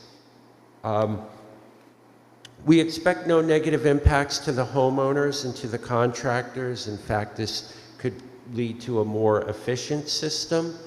What we'd like to do is to begin this program on the 1st of July and continue it until the 1st of October. We'll reevaluate it at that point to see how effective it is. And we would welcome any comments from homeowners, contractors, whatever it may be. And really, as our town manager indicated, the purpose of this is to try to help folks get their permits in a quicker manner. Especially now that we won't have a code enforcement officer for a little while. That's pretty important. So Boyd, thank do you have you. any questions? Good, Linda. Yeah, the installer certification, will that come to the town or will it just go to the homeowner? It will come to the town. Okay. I'm going to create a specific form for the town. Okay, thank you. You're welcome. And I voiced one concern a little bit ago, and it was kind of my concern was kind of put at ease. Even the best contractor may hit a block sometimes, and they might kind of follow the regulations, but stretch them. Sometimes I think that's why you have a code officer. They look at things and they are a second set of eyes just in case the contractor, even though he's an expert, missed something or had to because of an older structure or something, had to do something that maybe isn't 100% to code, but it's safe still. That would be the only thing that I would be concerned about slipping through. But then it was told to me that they are so well trained and that their license is so important to their livelihood that they're not going to do that because they understand their role. Yes, and it's one of the reasons why we are concentrating right now just on the gas portion of the trades is due to that reason. Yeah, and that's one of my concerns too, Select Board member. Go ahead, John. Can a homeowner do his own gas? No. No. There are standards for plumbing and electrical, I believe. If it's a homeowner and it's their primary residence, gas is a whole different. So we're not worried about somebody doing something and then having a mishap? Well, you never know. There could be someone who just tries to do something on their own and we have no idea that they're doing it. That's a possibility. If someone comes, a homeowner, and applies for a permit, we would catch it at that point. So we would then take a different path and say, hey, you need someone else to sign this permit and certify that the gas fitter is actually installing it. Your license, in essence, will become your credentials. I mean, you're signing off with your license number on that permit, so. Kind of like a licensed surveyor. Yeah. Yeah. So, okay, board. Thank you. Would anybody like to make a motion to approve the new gas permitting process? So moved. Second. Do we have to approve it, or is it something that's done in-house? Are you asking for our approval on this? Or are you doing it? This was more of an update. If what I thought you I would heard. like to bless our direction on this, that would be great. Okay. But I'll leave that up to you. I don't have any problem with the motion. I just wanted to make sure what we were doing here. So Okay. I'm more than content with the motion. All right, so all in favor? Aye. Opposed? None. Okay, thank you. So now we're going to talk about the approval of the cross-connection policy. We have a copy in front of us. It has all of the changes that we asked for twice, I think. We got two sets of changes.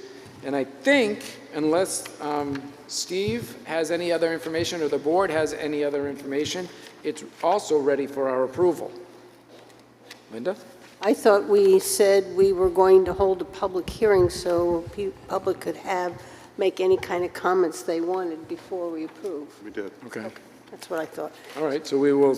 So what we would need to do is set a public hearing date. But I think there's somebody here to speak about that, maybe open to the public for discussion before we have a public hearing? Well, this is not a public hearing tonight for this, so what we'll do is we'll have to schedule a public hearing. When would the board like to schedule a public hearing?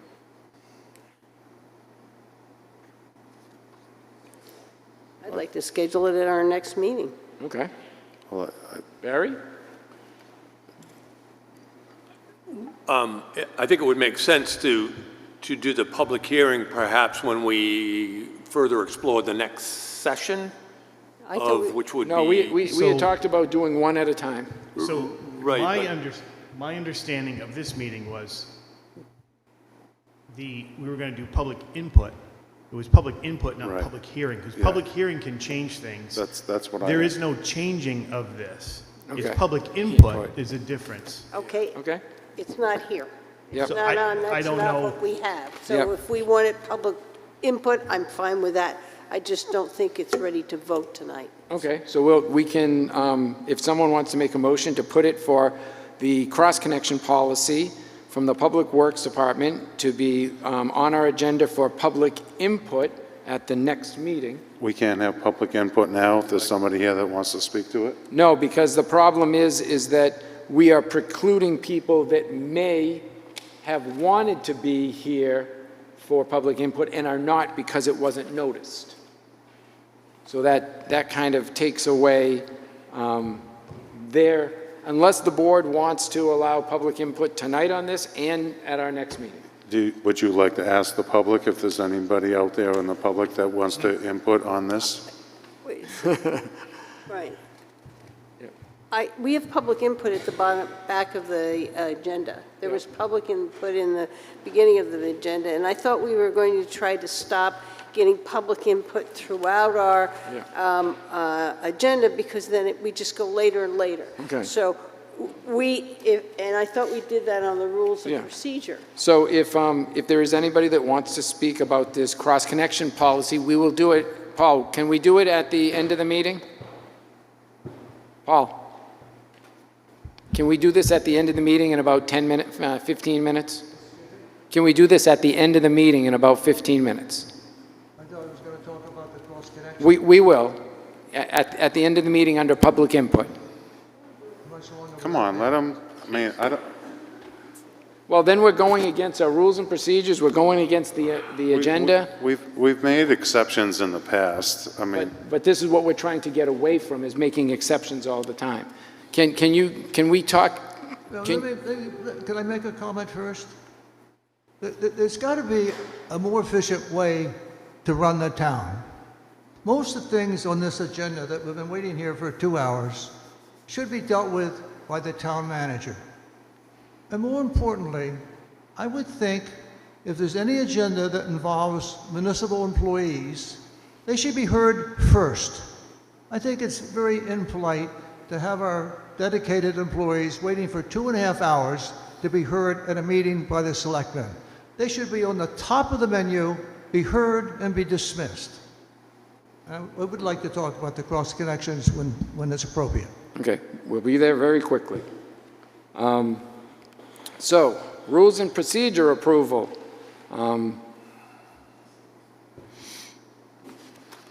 Linda, would you like to take this? There's nothing in, we got a packet, there was no update in our packet. So I'd say we table it and put it to the next meeting when we have the changes that we all can look at beforehand. Yep. So I would say, I would like to make a motion to table this. Okay. Second. All right. Any other discussion? All in favor? Aye. Aye. Okay, so that's tabled. And schedule a work session for Conservation Commission Sergeant's Pond property. So, does anybody have a time that works for them that they want to have a work session? Do we do it at the next meeting? Well, when you say, you mean July 1st? Yeah. Okay, I just wanted to make sure I knew where you're heading. What's going to entail in this work session? I think it's going to be a discussion on the access roads into Sergeant's Pond. I believe that's where we're having. No, no. No, you can come to us at the end of public input, because we're not there yet. Okay.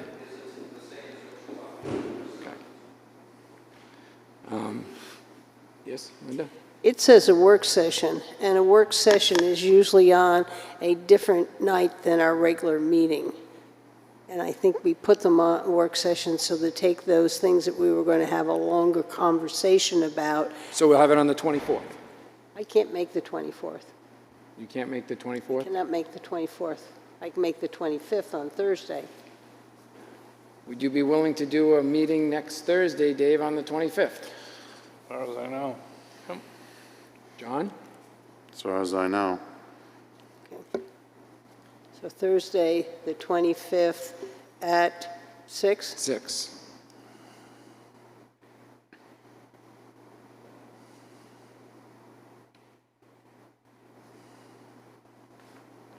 And Barry, could Amy update us with all the information for things that we've discussed about this in the past? Because we do have stakeholders that are out there that want to talk about it. Correct. Okay.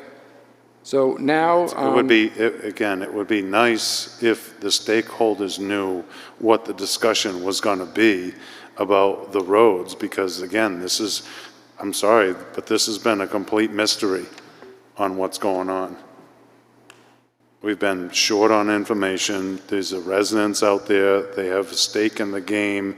We should give them some information so they know what's going on. So to the best of my ability, it's a decision where the Conservation Commission wants to transfer an easement of land to the Wentworth Watershed Association. Wentworth Watershed Association. Nothing about roads, it's about the transfer. Correct. of And the then concept. John... Road is something else. Yeah, that John had issues with the roadway access to it and thought that the easement would stop that roadway access. So that's what we're going to have for a discussion. Okay, so as long as that's out there so that these people can come to the meeting, and I know that there's another group that that wants to be part of that easement, and so there might be more than one group that's vying for access and easement to this property. Okay, so a work session would not be a public hearing. It would be just the board discussing the situation and working out something. So if those people that have a stake in the game can't discuss whether or not the road can be put in from North Line Road instead of accessing over their private property and their road, this is very important and pertinent. We can't make that decision without their input. Linda? If we do public input, it would not be a work session, it'd have to be a special meeting. Correct. That would be the difference. And that in the special meeting, that we would get time in the beginning for some public input and then close it and then deal with the transfer of the easement. Yep. So it won't be a work session, it will be a special meeting on the 25th. So there will be no discussion about a transfer of an easement at that meeting. There'll be discussion about what the easement could be. It would be a discussion of the easement, and we would listen to input from people with questions or concerns about the easement. And we would hear the Conservation Commission's give us the information of why they're recommending that this transfer of easement takes place. That's what I think was what we were trying to get, is a better understanding from the Conservation Commission on why they want to change the easement and why. And that's what my understanding is, that's why it was a work session. That was the only thing it was going to be. You're bringing up something else saying, oh, well, we want to have discussions on another topic, and that's the roads going in to Sargent Pond. Yes, because That's different. well, it may be different, but it's relative to this easement, because if this easement is transferred over, they have to access the easement area, and right now they're accessing it over private property of a private road, and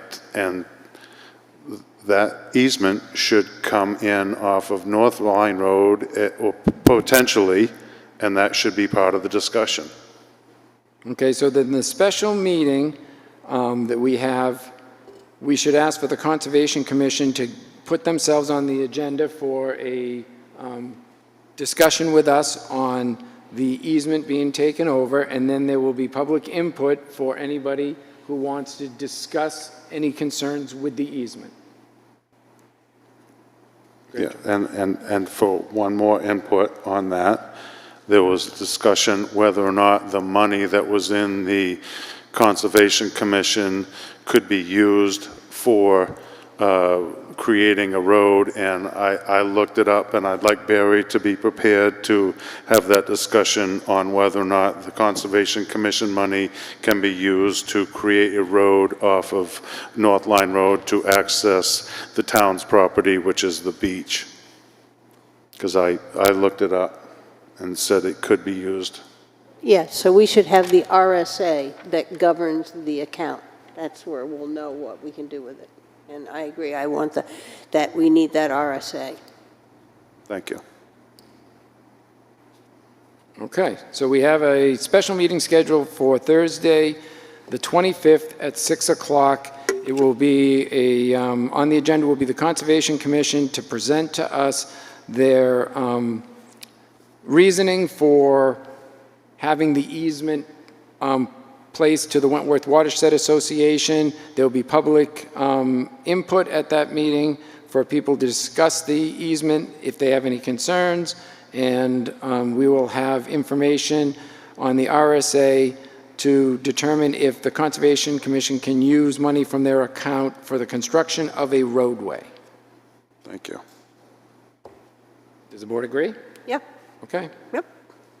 Done. Okay, so now I need a motion to go into the Libby's trustee meeting. So moved. Second. Okay.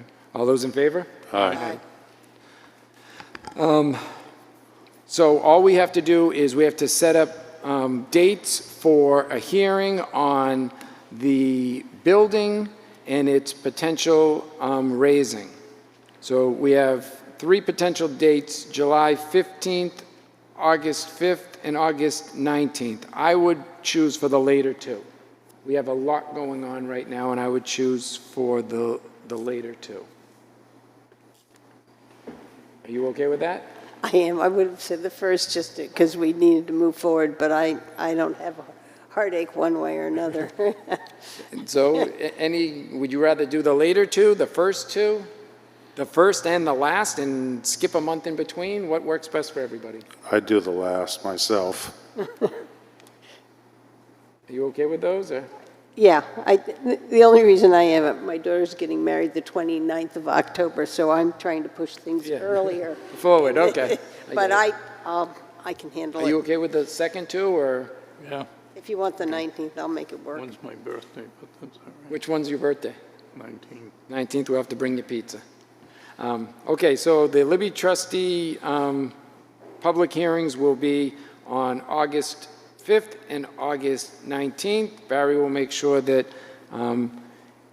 Amy posts them.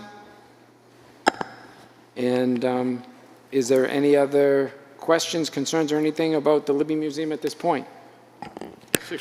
Just wondering. Oh, 6 o'clock. I was wondering if the blue tarp had been taken off of the Brian Stockman carving out front. Yes, it has. Yes.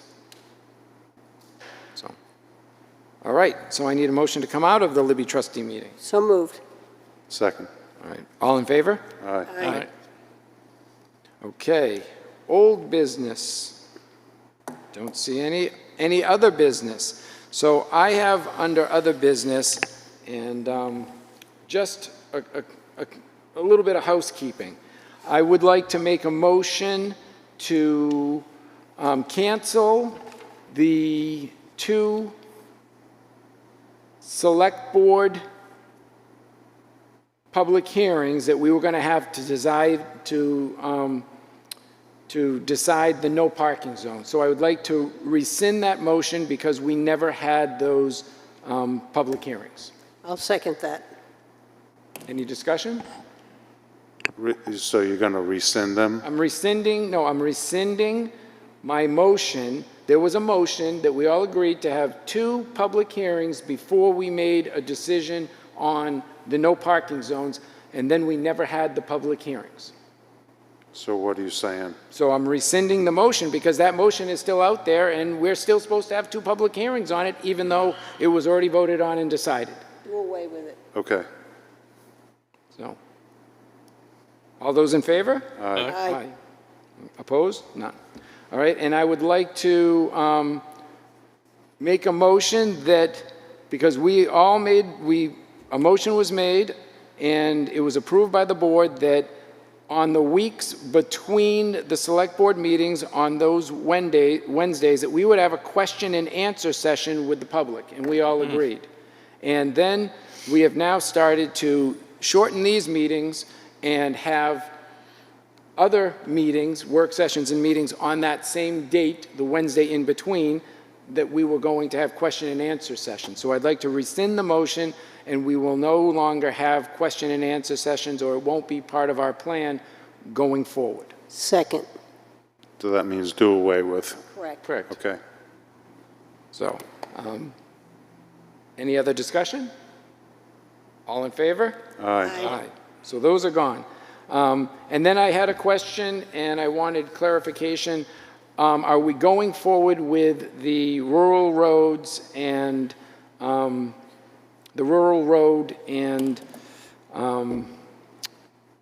scenic road committee? Linda? Yeah, I had that on an agenda and I removed it. We had an injunctive relief motion filed against the town. It has been heard, and we have yet to hear the judge's decision. I'd like to have the judge's decision. It's going to be an opinion on the 2 warrant articles before we form the committee and try to move forward. So that's why it hasn't been on the agenda. And so the purpose of, thank you. So that will still be in play. The purpose of my action here is so that we have to realize if we make motions and we vote on them, we have to act on them. We can't just do them and have them be hollow. We have to act on them. Yes, John? So I actually volunteered to be the selectman's representative to that committee, and there was no further discussion, but we did have a person from the public, actually a couple people, Kayla Hewitt and Charlene Seibel, who said they wanted to be on the committee, and I had a brief email with Kayla saying, you know, maybe you could learn some stuff and we could go over some stuff so you could have an understanding. I'd like to it really doesn't have anything to do with the court case. It has more to do with fundamentals of roads, aggregates, drainage, how they're shaped, what they're driven on, the surroundings. It really doesn't have a lot to do with that. Again, this is a committee of citizens and a selectman, and it would be a very educational input session for them to learn about their roads and bring forward some thoughts. Linda? Yeah, I would like to be on that committee because I have done a lot of work on that. I just really feel that we should wait. We usually, when the town has a lawsuit filed against it, we wait until that's over before we move forward. Yeah. And one of the warrant articles is the warrant article on scenic and rural roads. And that's in court, and I think we should just wait. Okay. And as soon as that's, I would have thought the judge would have just made his decision by now. I think it's going to come very quickly. Okay. Okay, so that's going to stay in play, and now we have town manager's report. Oh, I have other business. Oh, you have other business? Yes, I just want to inform the board, I've had Amy send it out. I got when at Wolfeboro Waters, I got a complaint about the graffiti on the Whitneck Bridge, and I have sent that to Amy, who's going to go out. And we also have graffiti on the, I guess, transformer box by the EV chargers. And so I think I would like to have us put on the next agenda to discuss the graffiti and see if there's anything we might want to do in terms of addressing it or any kind of surveillance we may want to put up at different places. And I think, John, at one point you talked about some surveillance down at the Libby dock. So I think we may want to talk about surveillance. Yeah, and we've been worried about internet and power at those things, but we could use solar cameras, the trail cameras, that have cellular. Verizon cellular connection, and we could use those. The problem is that we have to find people that will monitor them. Now, we had, Well, why don't we just put this on the next agenda? yeah, we will. It goes into the cloud, and then when you have a situation, you just go into the Correct. cloud and grab it. Well, the key is you have to have an idea when it happened, or you're searching for weeks, days, or months to find it. Well, usually everybody's pretty much on it, so within a couple days, you'll be able to go back and pull it up. So we just had vandalism on our EV chargers, and someone stuffed paper up in them and blew out the credit card reader and the modem on it. We don't have any camera presence in that location as far as I know, but I'm glad that we're going to be looking into the graffiti, because that graffiti could be related to the vandalism that has been on the chargers twice now. A sign was smashed and the credit card reader was vandalized. Usually what you would probably want to do is you would probably want to buy one camera first and see how it works, and then you could buy a package of them all of the same. So I was lucky with the EV chargers, because I could tell, because they're used on a regular basis, and I could tell when they stopped operating. It's hard if I mean, the statue at the Libby Museum has been, Barry, when did we uncover the statue at the Libby Museum? Oh, it's within a week and a half, hasn't it been? Week and a half. So a week and a half, and there are a lot of people that don't know that it was uncovered already. So you could be looking through a week and a half of camera footage to find somebody who painted on the wall. So, but we'll talk about that later. Next, I just have put it on the agenda. On the agenda for the next meeting. Thank you. Okay. So town manager's report. Okay, with that, this evening I hope to present you with the expenditure report. Unfortunately, the copier downstairs is not cooperating, so I will leave those in your packets for tomorrow morning when you come by, stop by. Also, I think it was alluded to earlier that our Building and Codes official, Joel Fedorowicz, has turned in his letter of resignation. So we're working on some temporary, perhaps, and then obviously a permanent posting. That's about it. Okay. All right, and now we have committee reports, and I'll start with Dave. Hey, I think we all were together the other day when we went through the Clark House together. Yep. A bunch of us. And we've had, most of us, quite a few interviews of different departments, Parks and Rec. So I think we've been pretty busy in the last couple of weeks with all of that. That's all I have. Linda? Yeah, I attended Friends of Pop Whalen, and they're still continuing fundraising. I attended the New Hampshire Lake Congress.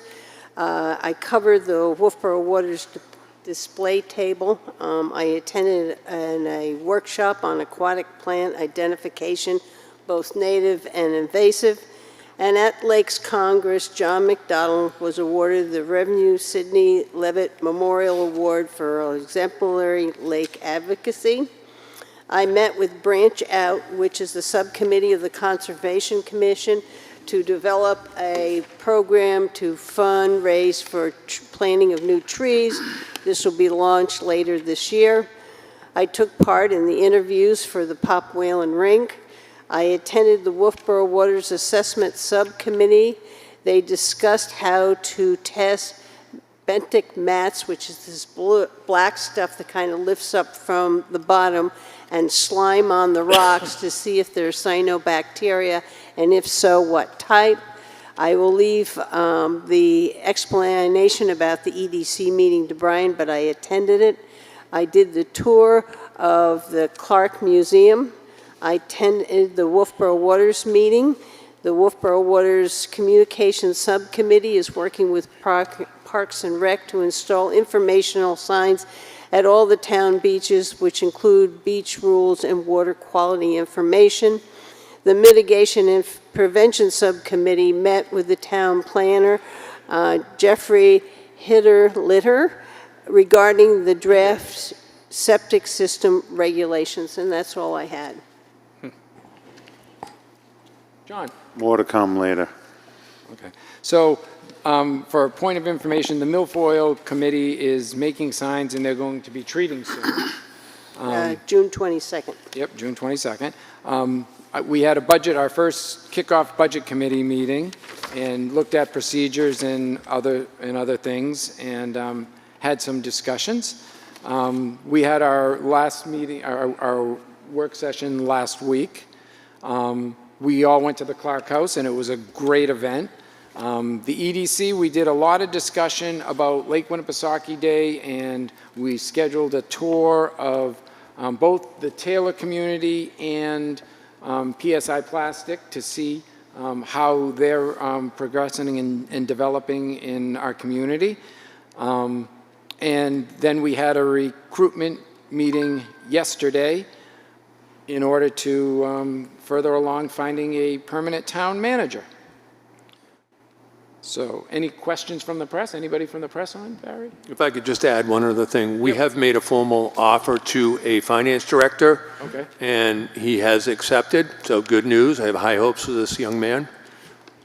His name is Adam Kamoli. Yep. And he is scheduled to start August 1st, so good news. Good news. Lose some, gain some. Okay. And is there anybody from the press on, Barry? Nobody I have here, no. Okay. And now we have public input.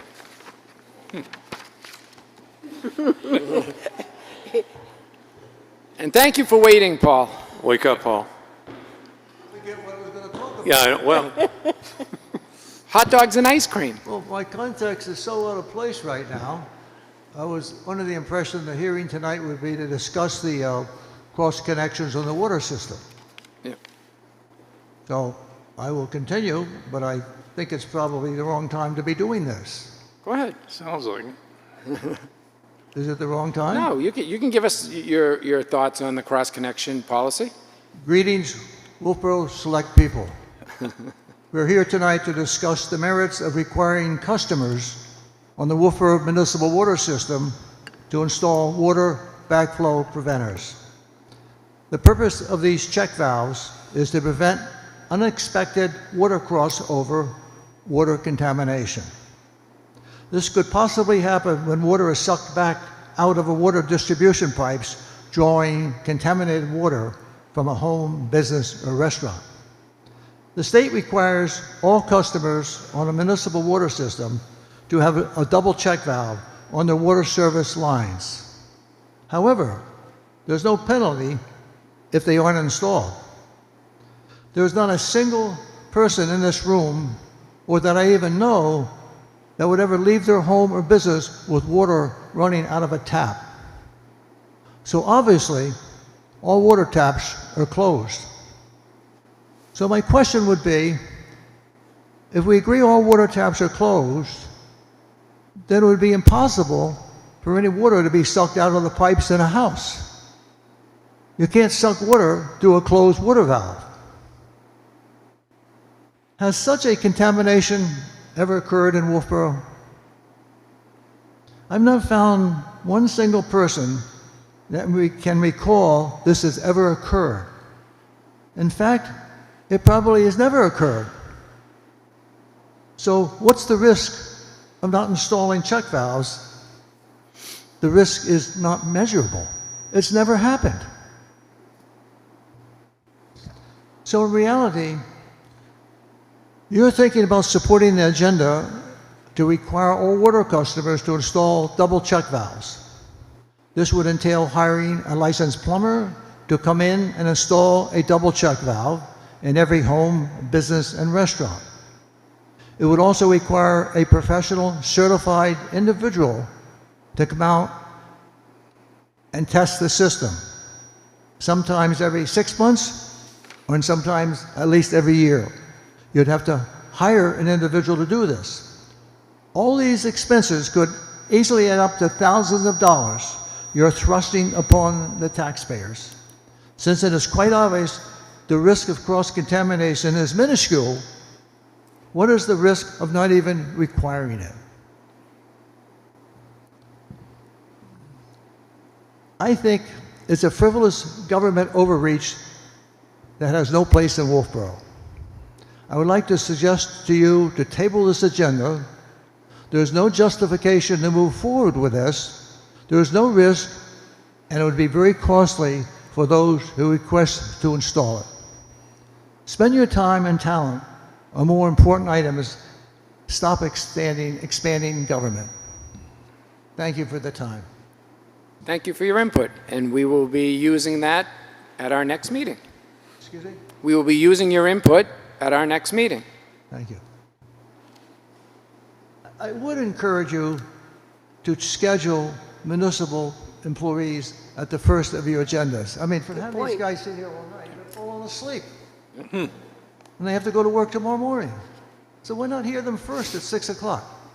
Good point. That's a very good idea. Yep.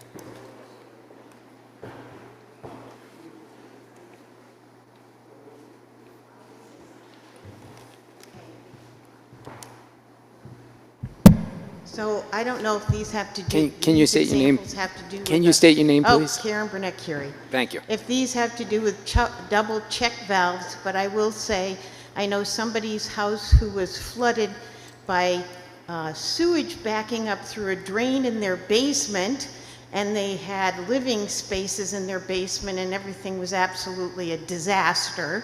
So, and I know somebody who went away on vacation, their heat stopped working in their absence, their house froze. The third floor froze first, so when that plumbing all burst, it ran down through the entire rest of the unit into the basement.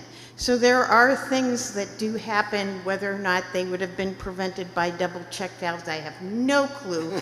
But I think there are reasons why things are put in place that may be obscure to us who don't know double check valves. Thank you. Suzanne Ryan, regarding the Libby. I'd like to thank the Board of Selectmen for the letter of June 8th, inviting the Libby Preservation Society Incorporated to come and view the materials that you've stored away and gathered over the years. And I spoke with Amy. This has all been sent out to our board. And I spoke to Amy this afternoon and said that most likely each board member would schedule their own time with her at their convenience, which seems to be okay. We would be interested in knowing what the Capital Reserve Fund has in there for a balance on the dock fees that were collected. I know there was a mix-up. Some of it went to the general fund, but somebody's got to be able to tally that someplace somehow. And I think that's about it. Oh, and we're newly established, so we have no materials to give back to you. This letter was also sent to the Friends. They have it in hand. Okay. Thank you, Suzanne.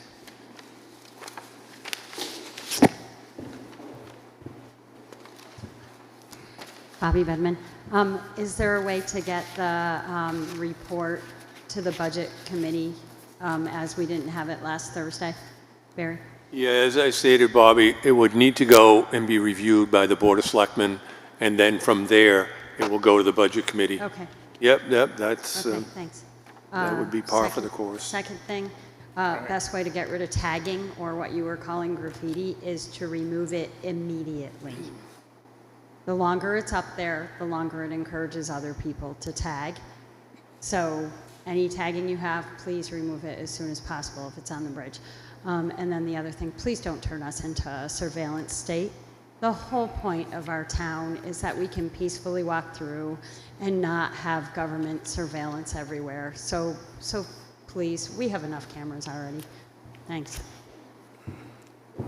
What's a tag? Okay. Do you want a motion to go into non-public? Yes, ma'am. All right, Second. I make a motion to go into non-public session. And Dave already seconded before you motioned. Okay? Yes. All, yes? Yes. Yes? Yes. Yes. Do you want to take this or can I have it? What's